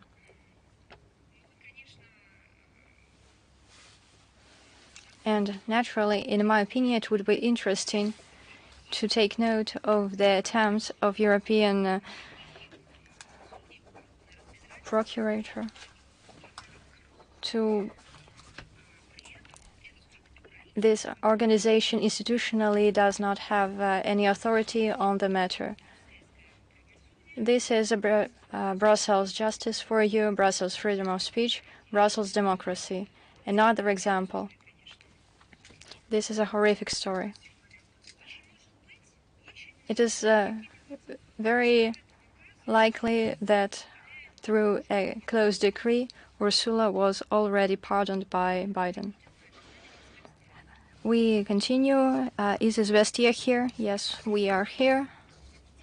On Monday, NATO ex-Secretary General Stoltenberg stated that Ukraine could temporarily cede territories to finish the conflict. A day before, Zelensky, in his interview to Japanese journalists, confirmed himself that Ukraine's armed forces were incapable of taking back the lost regions. Why is the West and Ukraine preparing such a media background? This is quite clear why Ukraine is doing it. And as I said at the beginning, the West is starting to slowly shift the responsibility to Ukraine. The Kiev's regime they in the end will probably accuse Ukrainian citizens. I have already quoted an American congresswoman with Ukrainian origins. She traveled there when she was an adult, and she clearly stated that Ukraine was at fault because it did not mobilize the elderly and children. There is simply being prepared an act to decrease the age of recruitment. They are slowly starting to prepare the background to accuse of their crimes, of their insanity, of their criminal philosophy to inflict a strategic defeat in their wars to Russia. Ukrainian people, Zelensky and others. But first and foremost, they will shift the responsibility to Ukrainian citizens. This is why 630 people in the report of Moskalkova with names, surnames, days of birth, who were not only offered, but insistently, how could I say it more correctly, by initiative, were promoted to the Ukrainian side.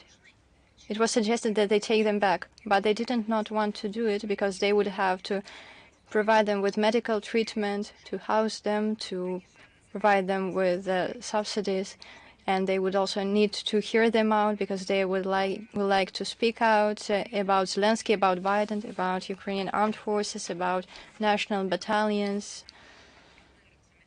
and Banderites. They will want to speak out about how they were treated, fed in Russia. They will tell everyone what they really saw in Russia instead of what Ukrainians see on TV. This is why they do not need those people. As we see at the list, those people were mobilized, or they were servicemen who swore an oath, who knew what honor and duty were. They did not need such people in Ukraine. They wanted sellswords and they wanted criminals. For Western aspirations, geopolitical interests, and because of Zelensky's corruption and his predecessors' corruption, the people who were sacrificed by engaging in hostilities till the last Ukrainian standing, these are the people who will be blamed for all these Western failures and lack of progress. If you have no further question, Media Corporation of China. Good morning. The chief of the Taiwan administration is right now traveling and has stopped in Hawaii.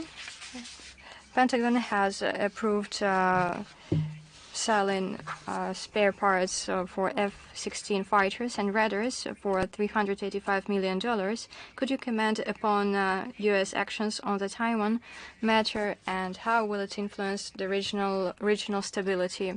This is an example of hypocrisy in their politics. The U.S. and their satellites proclaim their commitment to the principle of one China, and at the very same time they cynically heat up the situation in the Taiwan Strait and impede a peaceful unification of the country.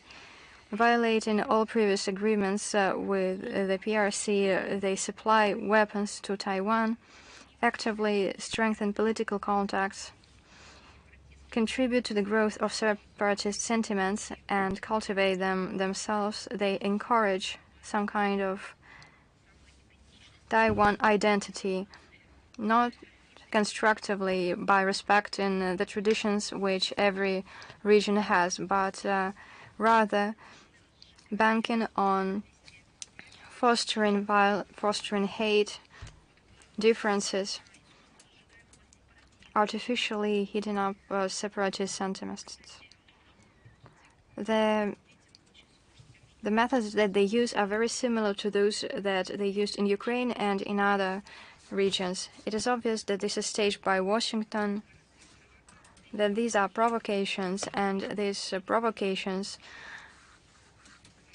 carried out under the slogan of preserving the status quo are a clear form of pressure against Beijing and undermine regional stability and security in the Asia-Pacific region. Russia's principled position, answering the second half of your question, I believe is well known to you. It does not change. It has been laid out in the joint statement of the leaders of Russia and China, signed after the state visit of President Vladimir Putin to China on the 16th and 17th of May. This is a quote from the document. Russia confirms its commitment to the principle of one China, recognizes that Taiwan is an inalienable part of China, advocates against Taiwan's independence in any shape or form, and firmly supports China's actions to protect its own sovereignty, territorial integrity, and to unify the country. Thank you. Do we have Moscow Post with us? Yes. Good morning. We have one question today. U.S. intelligence data, weapons, and private military companies, as well as American Rangers, became part of the terrorist attack of the Ukraine's armed forces against Russia's region of Kursk. Could you sum up the results of the discussion of these questions in the UN Security Council? I do not know why you separated the work of our mission in our country, and work in the UN Security Council. I will answer your question, but I believe that we should look at all the systemic work that is being carried out by the Ministry of Foreign Affairs in order to inform the world public, including through the UN Security Council and the work on the matter of Ukraine and the Ukrainian crisis. Since you are asking about a particular fragment, we will speak about that. Russia on various occasions has raised the question of Kiev's Kursk adventure. During the meetings in the UN Security Council, we emphasized that Ukraine's armed forces in their attacks used Western weapons, intelligence, and mercenaries. However, they try to cover it up, and whatever legends they make up, Western involvement is quite obvious. We have publicized irrefutable facts, obituaries of high-ranking NATO officers who allegedly died suddenly, while in reality they were eliminated in the course of Russian armed forces strikes in response to Ukraine's actions.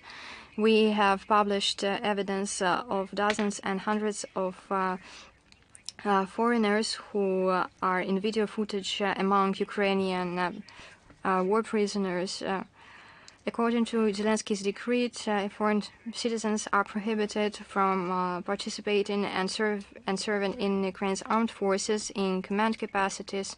We have also spoken about the contribution of American missiles, ATACMS and HIMARS, and British system Storm Shadow, whose attacks in Bryansk and Kursk contributed to the escalation of the situation.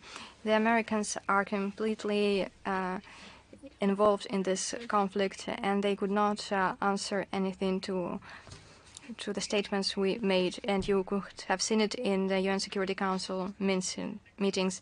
They had to lower their eyes and recite platitudes because there are no other facts. Ukraine's armed forces' actions in the region of Kursk are very unsightly. The best the West could do is to cover up the reckless actions of Ukraine's regime with references to Ukraine's right to defense and to self-defense in accordance to UN Charter Article 51. But we understand that it was planned to use Ukraine in order to oppose our country, and Washington as a whole continues to justify its mass aid to Kiev, including supplies of lethal weapon system, with its aspiration to defend it from an imaginary Russian aggression, even though official representatives of the American establishment do not hide the true purpose of those actions, which is to inflict a strategic defeat to Russia. It is obvious that these plans, based on the reality on the ground, are quite delusional, and right now they are already being changed. We would like to once again reiterate that all the goals of the special military operation will be achieved, as the Russian leadership has stated on multiple occasions. Rater, is it here? Good morning, Maria Zakharova. We have a question related to the situation in Syria. On Monday, Minister of Foreign Affairs of Turkey, Hakan Fidan, stated that Syrian authorities should find a compromise with the opposition. He suggested his services as mediator and stated that it would not be correct to explain recent events in Syria by foreign interference. You have already answered in part. Perhaps you could go into more detail about how Russia sees this foreign interference in Syria and who is the one interfering. And the second part, let me first answer the first half.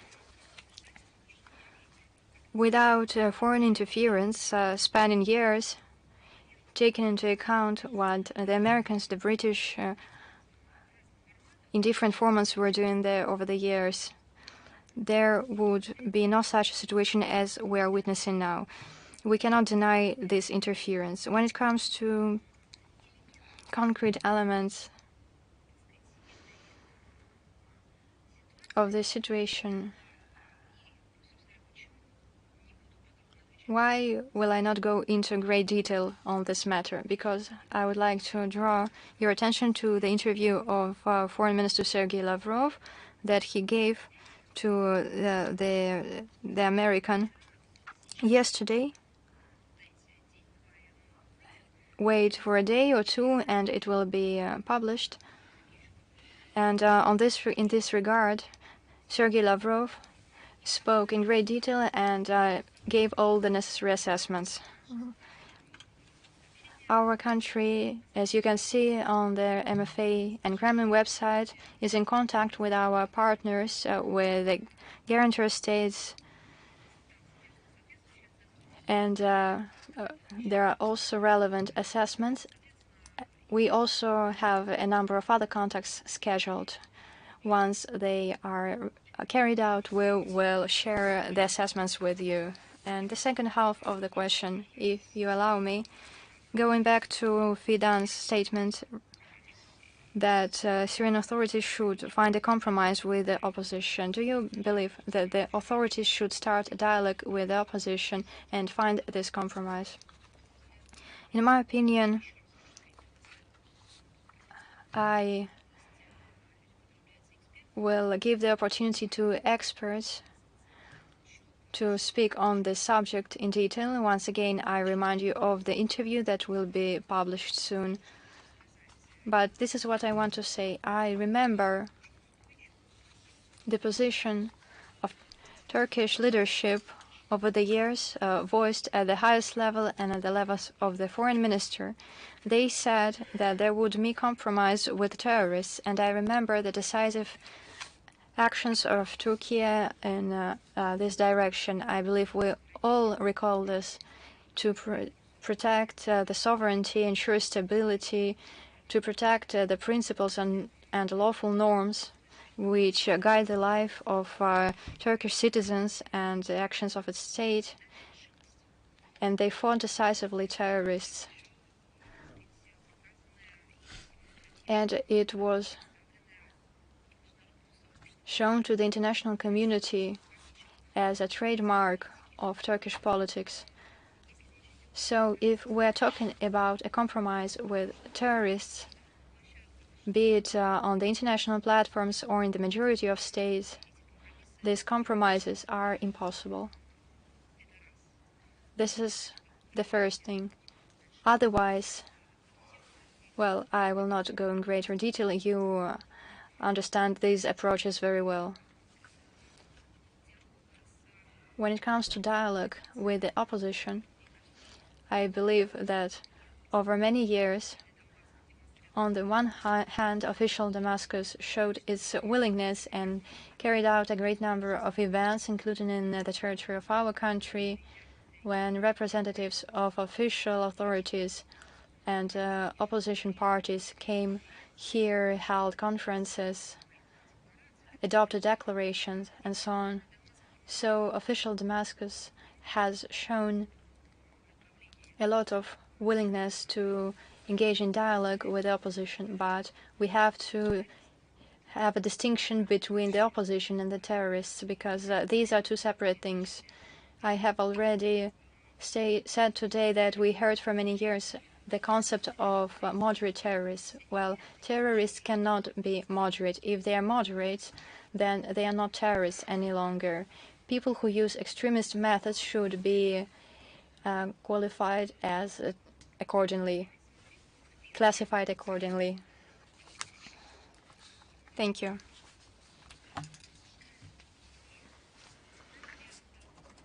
Do we have Anadalu here with us?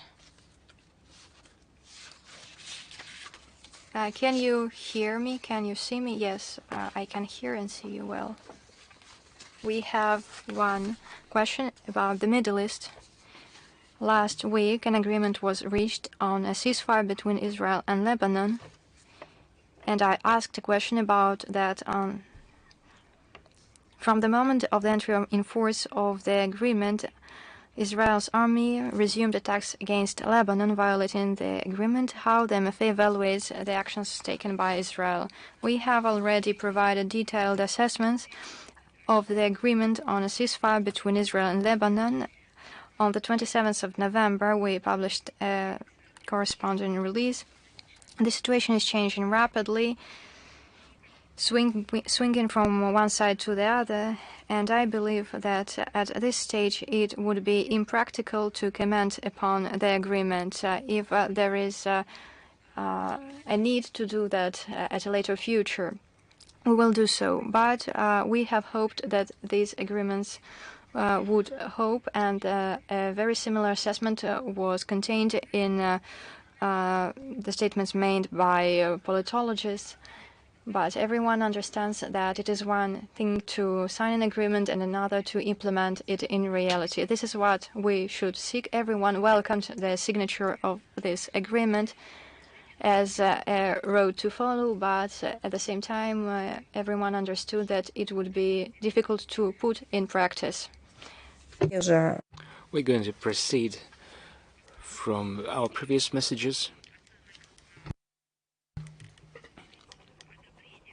From the viewpoints of harmonization, of adoption of this agreement, and from our hope that it is adhered to. If additional comments are needed, we will be surely given it. Thank you. Newsroom, are you with us? Good afternoon, Ms. Zakharova. News.ru portal, Mikhail Rozin is my name. We have two questions. How would the MFA of Russia comment on the statement of the Armenian counterparts on Yerevan's readiness to cooperate with the International Criminal Court in order to strengthen international legal norms? Our attitude towards this strange contraption of the ICC is well known. At some point in time, we realized there is no point repeating this. We have shaped our stance, but probably it requires a revision time and again. Our attitude towards the ICC as well as towards Armenia's accession to this so-called body is well known, and it is known to our Armenian counterparts too. We have to state once again that Yerevan's participation in the Rome Statute against the background of the arrest warrants issued in The Hague for a number of Russian officials causes direct damage to Russian-Armenian relations, not only symbolically, but also in a practical dimension too. If Armenia's cooperation with the ICC could really contribute to strengthening some international legal norm or norms, these could be understood or welcomed, but based on the practice of 2 decades of this pseudo-court speaks to the contrary. The ICC has not helped to settle a single conflict. It tried to deal with But as for direct violations of international law, basic standards of justice, and simple common sense in its record, these are plenty. Statements of support and readiness to cooperate only encourage this so-called court to embark on new reckless activities. Our position is there not because this so-called court has complaints, quasi-complaints, or just claims to our country, to representatives of our country. It isn't the point. Our attitude to this institution was there long before it. The basic principle is as follows. We realized this entity would not work. It could not work.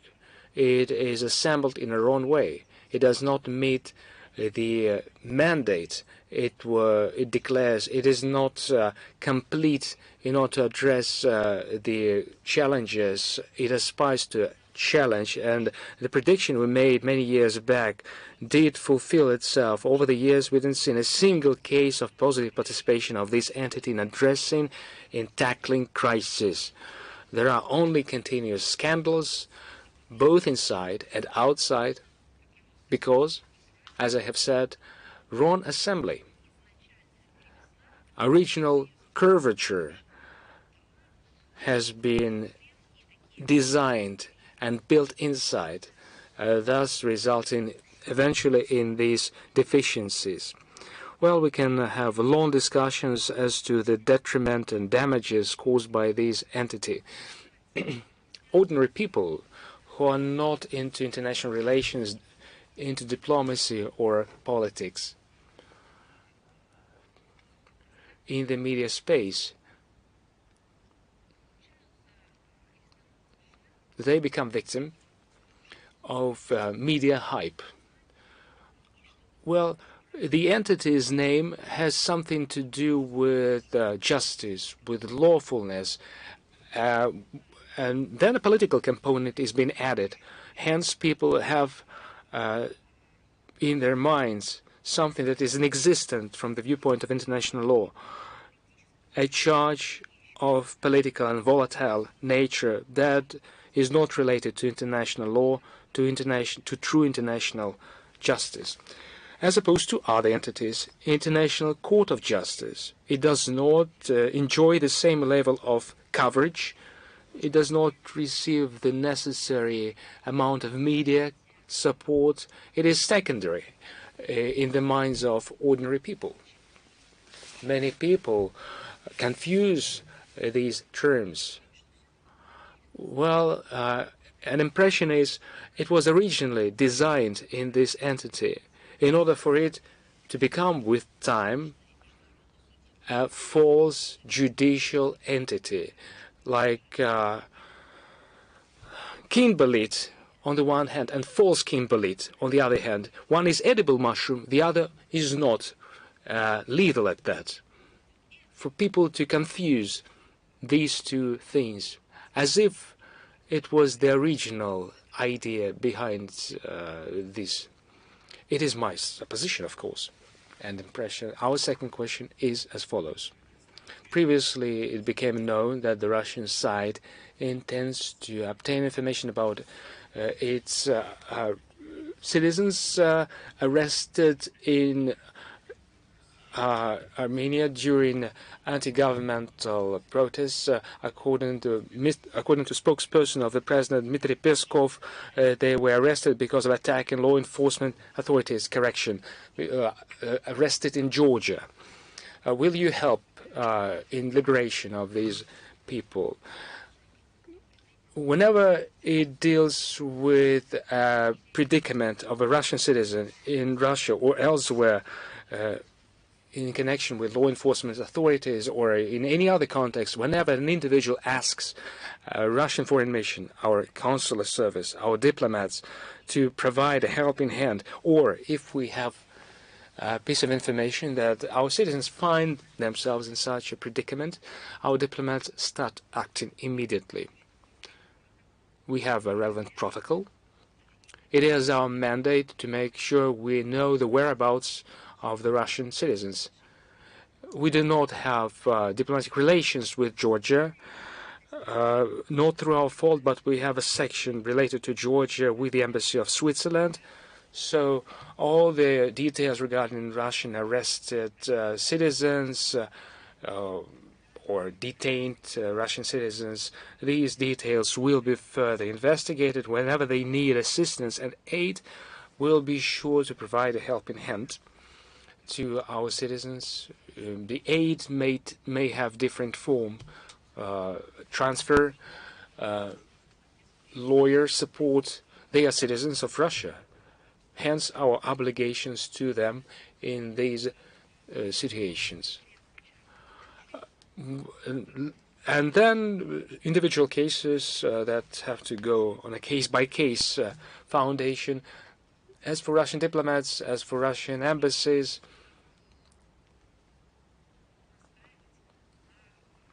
if sometimes it is the case that citizens disavow their involvement, their connections with the Russian entities, and insist that Russian entities are not being involved in any investigation whatsoever. Thank you so much, Ms. Zakharova. Rudolf, are you with us? Good afternoon. Здравствуйте. Okay. I am Niaz Mustafa with you from Ruda Media Network in Kurdistan region. I have two questions. My first question is related to Syria and the developments there. I would like to know what's Russia's stand in regard of those developments, and which countries or which states do you think are behind those groups that are attacking Syrian government forces, and how those countries are supporting those fighting groups? Thanks. Firstly, it is my understanding.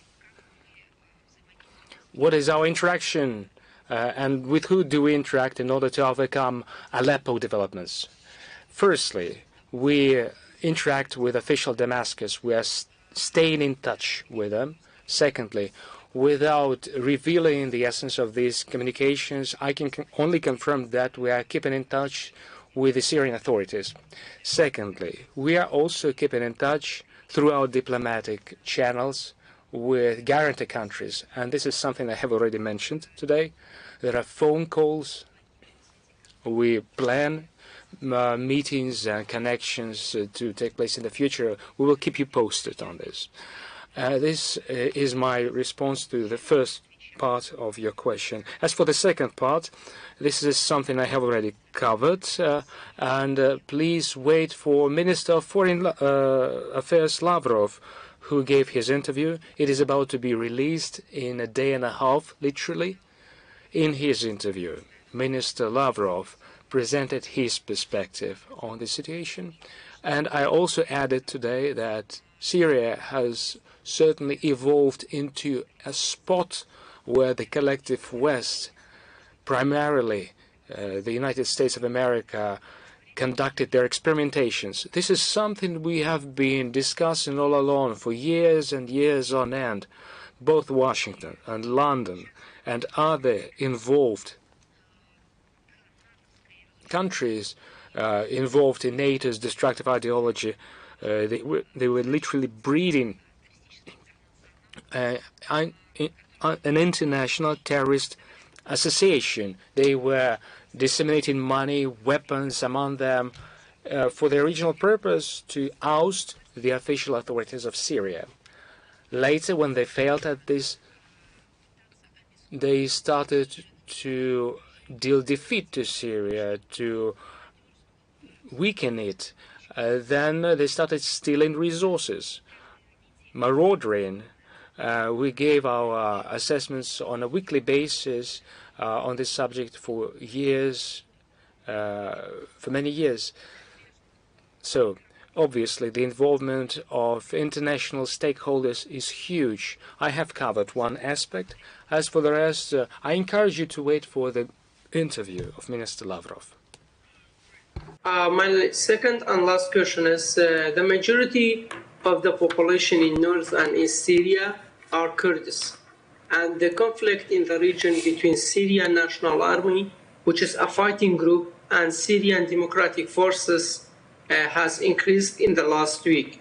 What's your stand about it, and how will you try to lower this conflict down and not allow the conflict of other regions in Syria to affect those places? Because when it reaches these places, it might reach Iraq as well.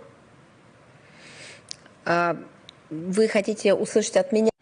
Do you want to hear a piece of advice from me? How should we normalize?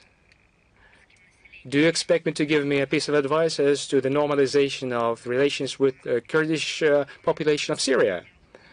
Well, to do so, we need to have an official dialogue with Damascus, with official Damascus. They never rejected this kind of dialogue, but we also need to differentiate between the dialogue with the people who are seeking collective cooperation, collective interaction, and those who seek to further manifest terrorism and extremism. Saying that you support the dialogue between Kurdish forces in Syria and the Syrian government? Нет, я не хотел бы... No, I mean, I wouldn't go into details. I don't have the latest data based on which I could be able to make any conclusions of this kind. I will make sure to contact the experts, and we will submit the answers to you based on the actual developments on the ground. Share your answers. Спасибо большое. Thank you. Saga of Iceland, are you with us? Yes, good afternoon.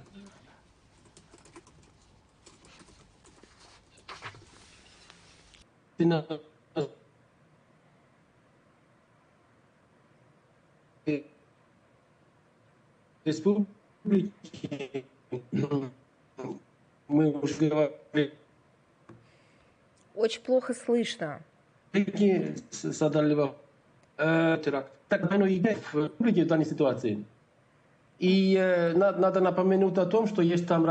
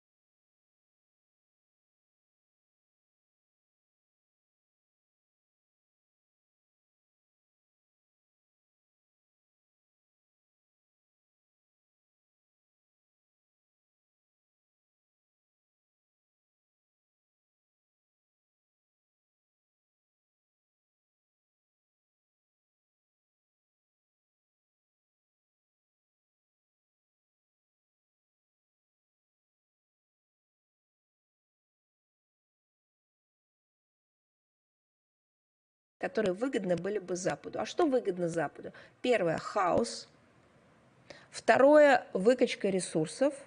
Третье, так сказать, размещение таких военизированных боевиков, террористов, экстремистов, которые могли бы там находиться для выполнения различного рода, очевидно, грязных, противозаконных.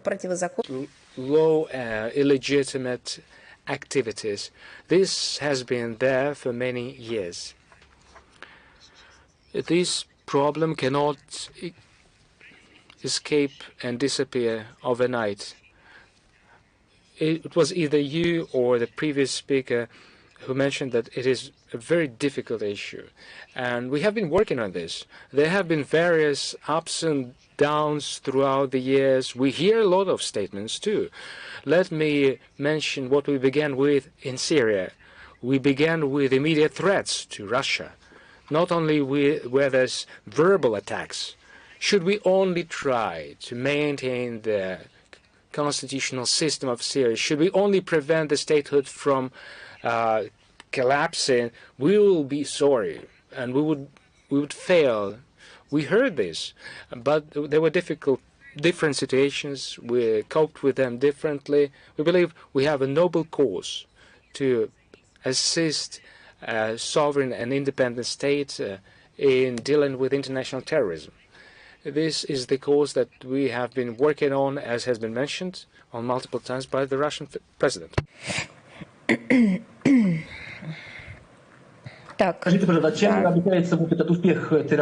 How can you explain the successful actions of the terrorists? Half of Aleppo has been taken over. There is also a difficult situation in Kama. Some internal problems, perhaps, that Damascus has. This is something that military experts should comment upon, and I will give them the floor. They are experts. They can expertly answer your question. I will try, based on their materials, an answer to you, unless you can receive it by your own initiative beforehand. Thank you. Do you have here Web Court, Azerbaijan? Yes, good morning, Maria Zakharova. We have the following question. What key goals does Russia have in transforming the 3+3 platform on Southern Caucasus into a full-fledged organization? What steps are being taken to ensure its efficiency in the context of the current geopolitical situation? And has Russia sent its proposals on the matter to other country states of the platform?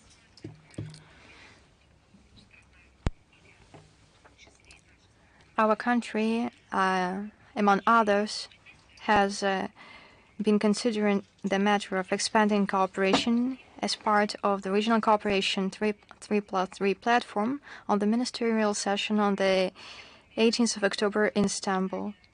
Taking into account the results, Turkey, who is presiding right now in this format, in cooperation with other participants of the platform, the relevant work is underway, but at the moment, it is Turkey who is coordinating it right now. So in order to learn about the march of the work, you should address our Turkish colleagues. Thank you. Do we have Lentaru here?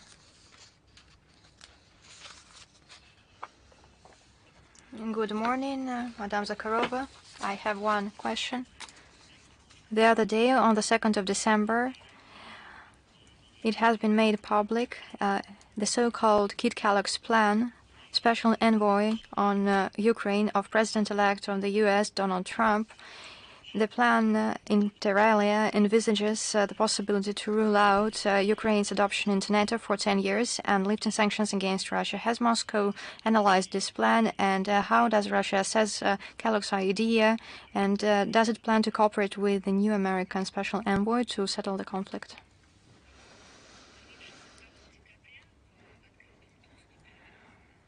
The so-called Kit Kellogg's plan that was made available on the 2nd of December cannot be considered an official document.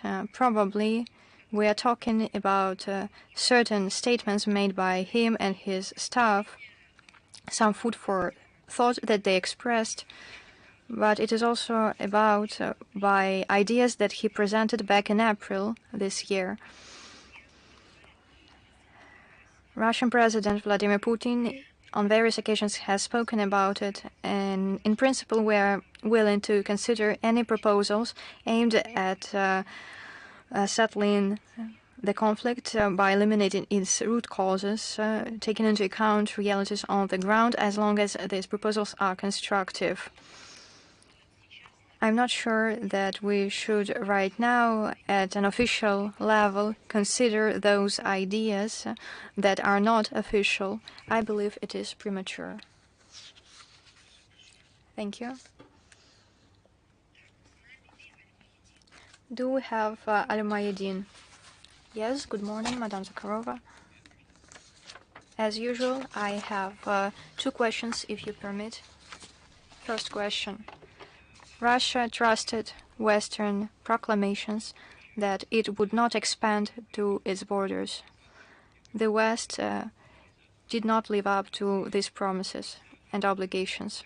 Russia signed the Minsk agreements, but the West once again answered with deceit and sending weapons to Ukraine. Russia, Syria, and Iran trusted these promises that were given in Astana, and as a result, we can see what is happening now in Syria.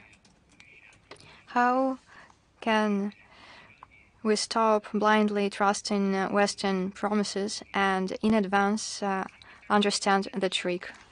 I believe this has already been done, and Oreshnik exercises is the testament to that. And your second question.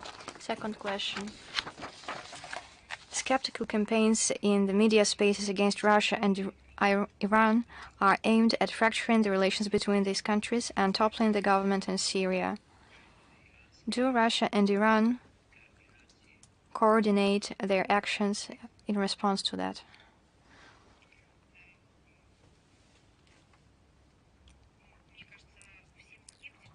Well, I believe that all skeptics should familiarize themselves with the press releases published after the phone conversations between the presidents of our countries on the 2nd of December and between the foreign ministers on the 30th of November. Both contacts are related to the dangerous terrorist incursion in a number of areas in Syria. Our countries, both Russia and Iran, took these as no less than an attempt against the sovereignty of a friendly state, a sovereign state, not only because it is our friend, but because it is a sovereign state, a member of the international community, a member of the UN. Naturally, there is no discord in the relations between the countries, but our ill-wishers would like to see that in another way, but we will not make them happy. We continue to coordinate further steps to take, and contacts are maintained. We are speaking about expanding our cooperation, including implementing large-scale projects of regional importance in transport and energy.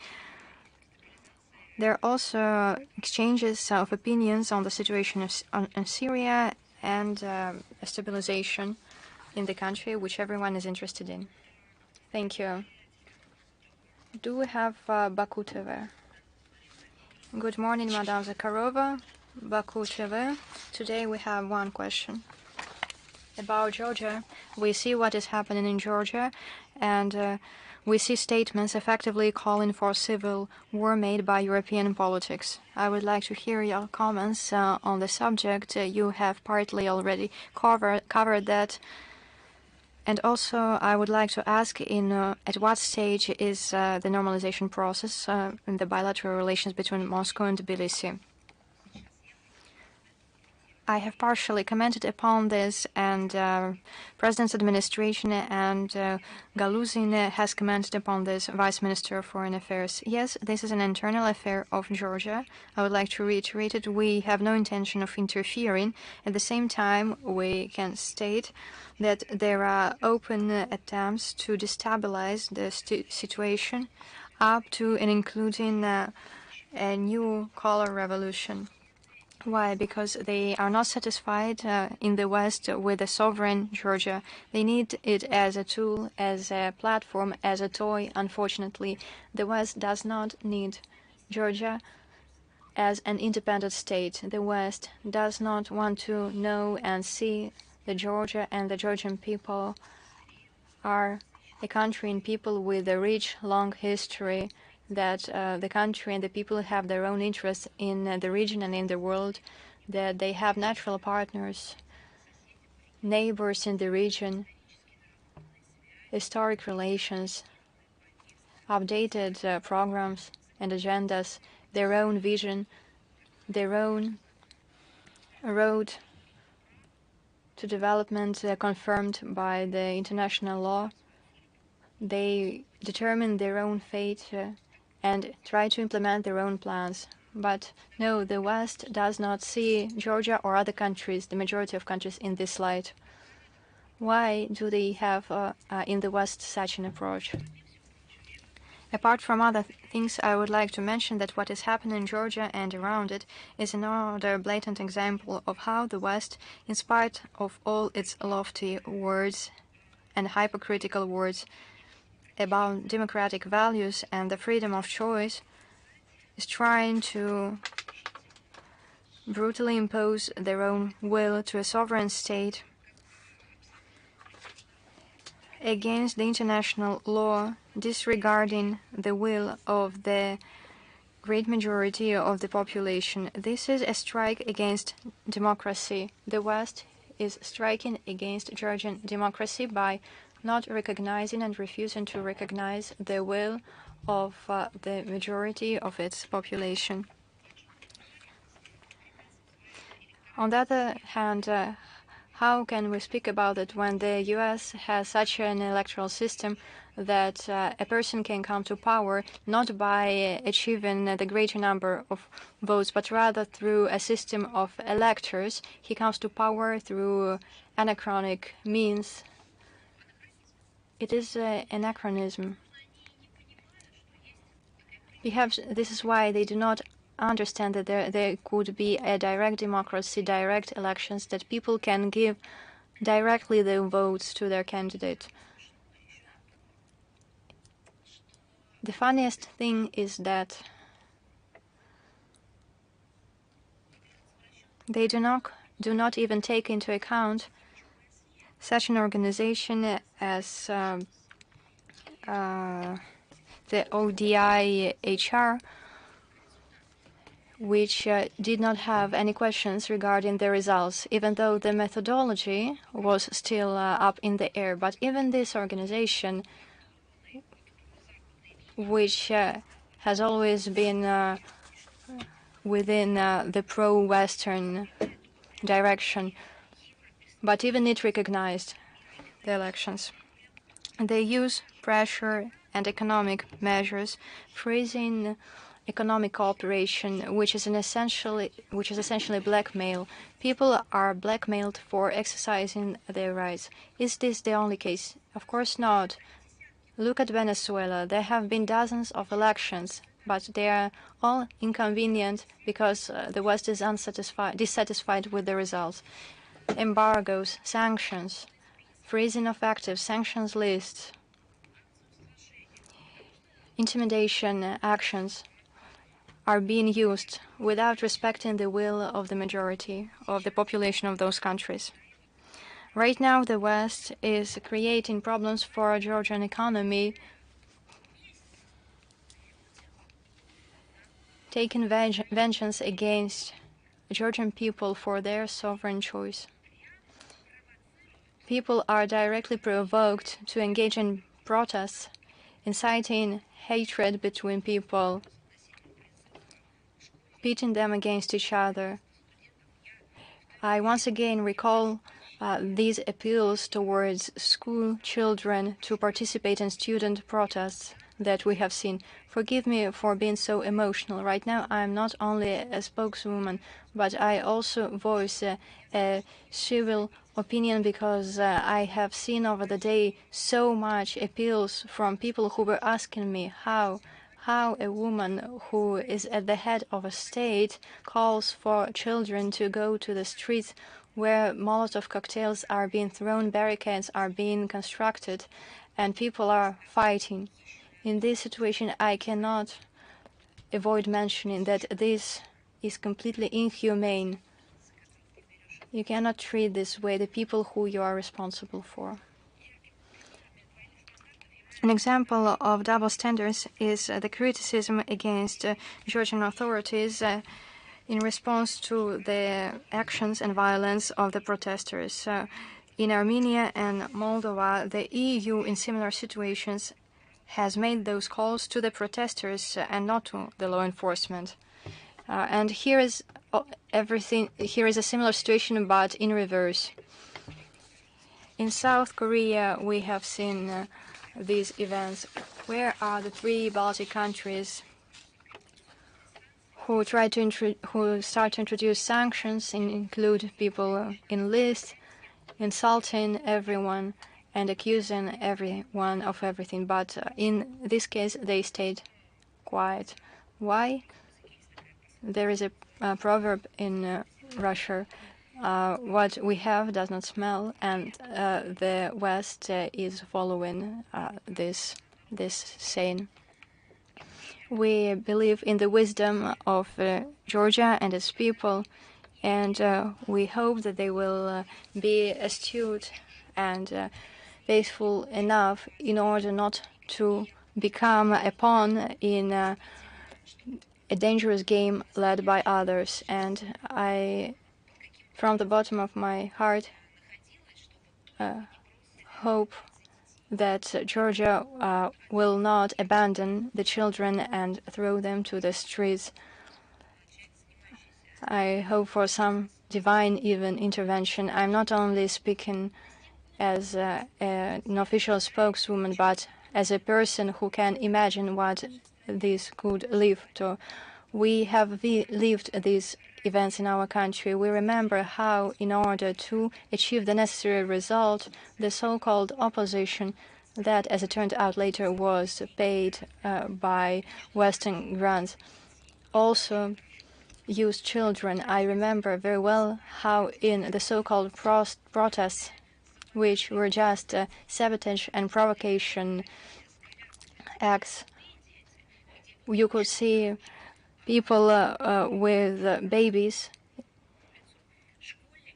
school children, who were essentially given bricks or bottles in order to provoke the law enforcement who was protecting the order.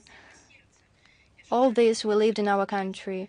This is why, from the bottom of my heart, I wish Georgia to overcome this difficult period, not to fall for provocation and care for their children. When it comes to bilateral relations and their normalization, we are ready to do that as long as Georgia is willing to do the same. Thank you. Forgive me.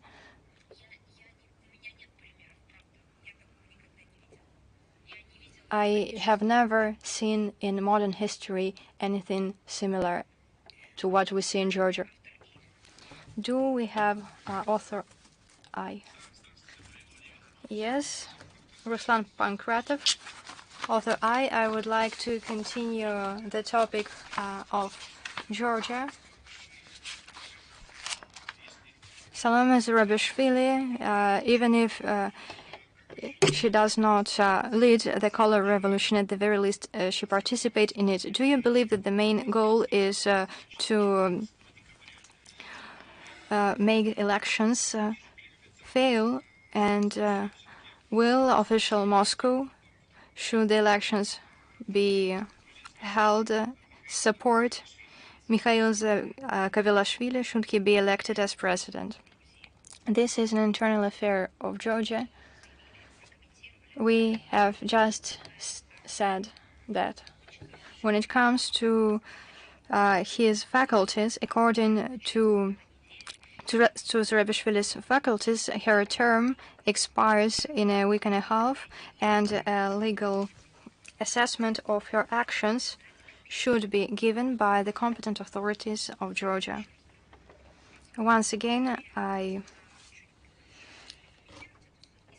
allowed myself to provide more detail in my comment on the situation simply because this news regarding calls from Zurabishvili to bring children to the streets, this is something that cannot be allowed to be done.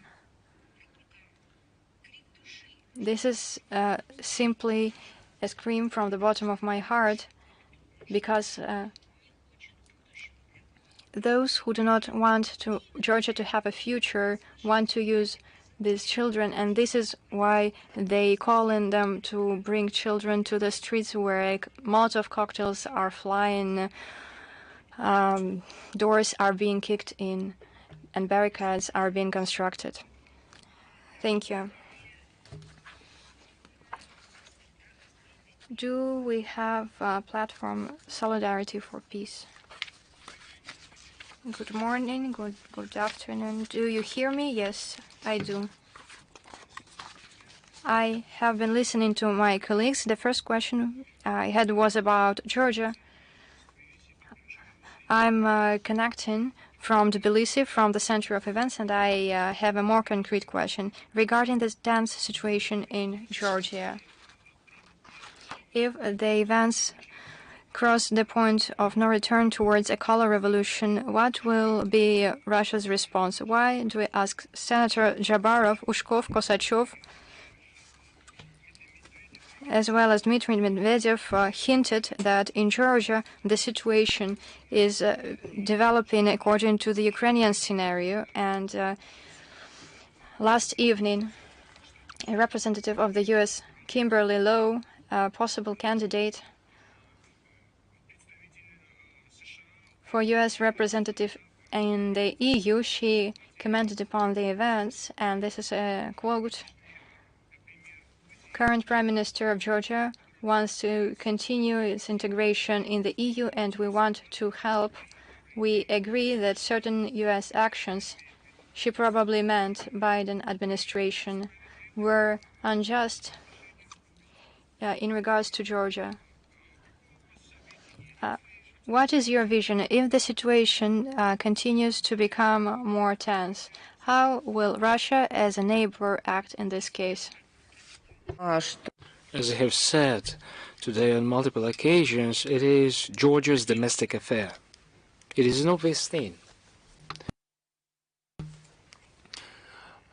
Obviously, this momentum has been generated by the West. It is there for more than a day, for more than a week. It has been there in the working for many months. If you consider the modern history of Georgia, it has been there in the making for more than 1 year. An attempt of flagrant interference, an attempt of external control over Georgia imposed from some Western wing.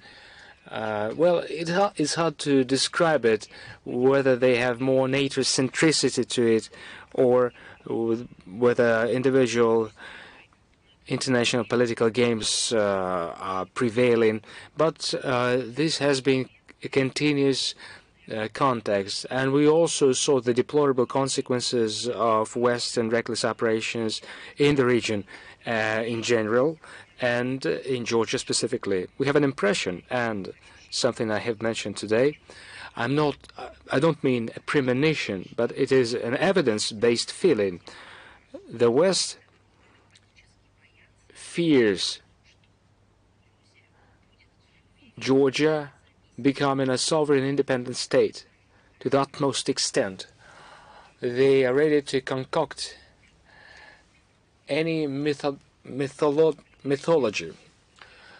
with regard to interference and influence, as long as Georgia does not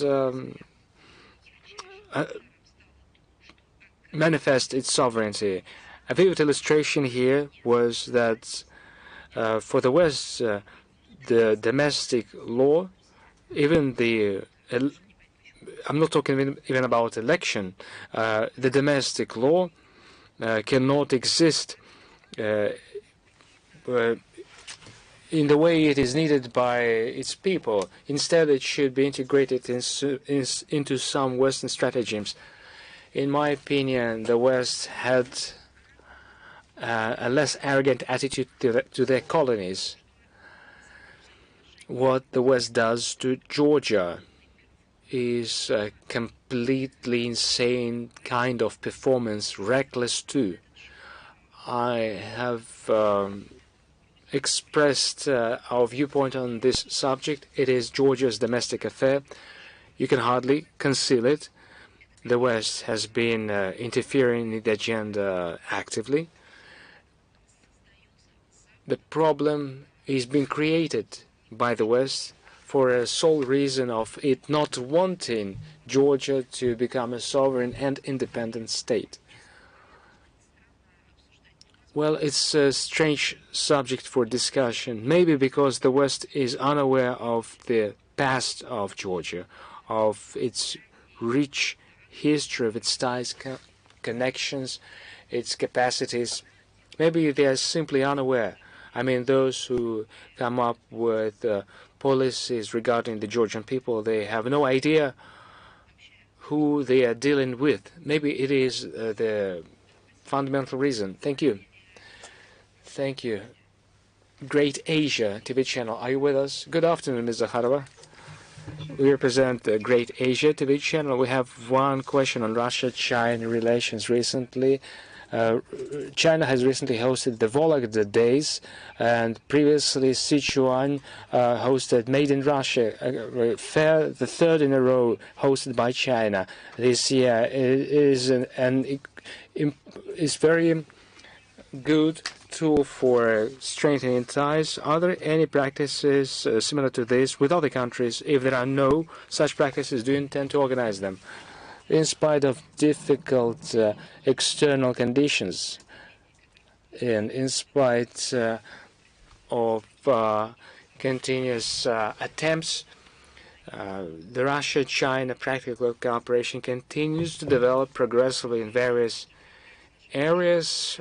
China is our leading trade partner. Chinese friends have a great interest in our country, as is manifested in the growing demand for domestic goods, especially food products, which they associate with high quality. Noteworthily, this year our agricultural products rank second after hydrocarbons and Russian exports to China.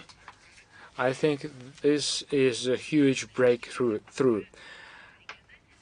Strengthening regional ties plays an important role. The Russian regions regularly hold presentations of their capacities in China, which attracts a wide range of Chinese business circles. From the 18th to the 22nd of November, there were large-scale events of the Days of the Vologda region. An important role in promoting domestic products abroad is played by the Russian Export Center. Jointly with the Ministry of Agriculture, it is implementing a comprehensive program of Russian national pavilions. Its goal is to ensure the expansion of our agricultural exports. Such sites of Russian Export Center exist now in 6 countries of the world. There are 4 in China, in Shanghai, Harbin, Chengdu, Shenzhen.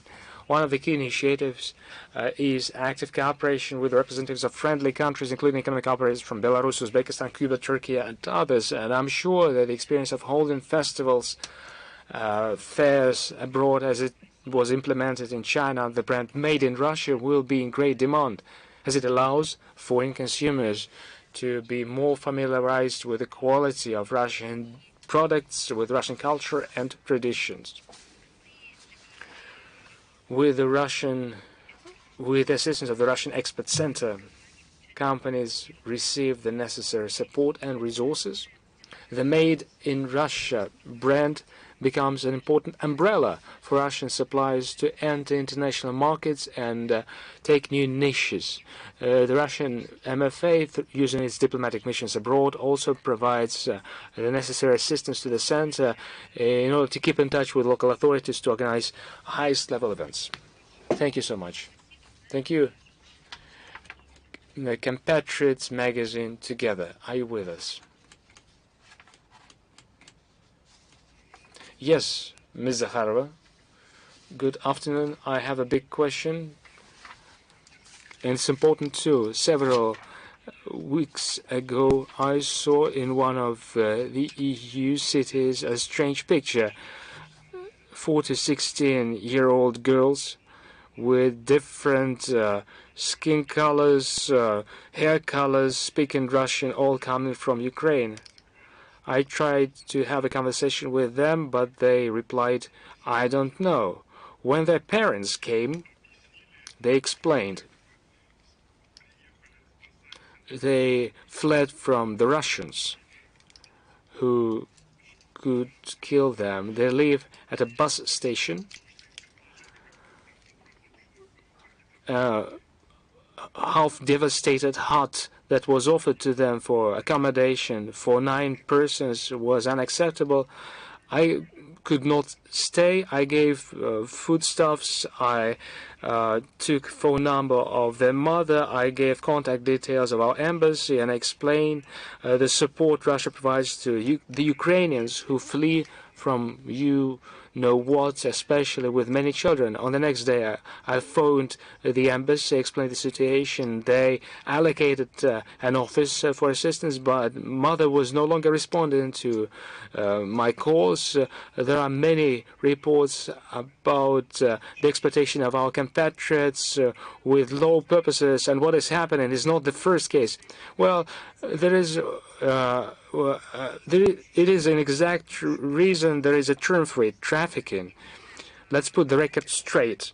Trafficking is not about internet providers. Trafficking is about forced displacement of people for sexual exploitation purposes, for slavery, to put it simply, for violence, to sell and later resell people in the first quarter of the 21st century. It is pre-sale preparation, if I may, of these youths, girls that you have mentioned. The question is, why don't the local authorities act? You are not the only one to notice this. The European Union countries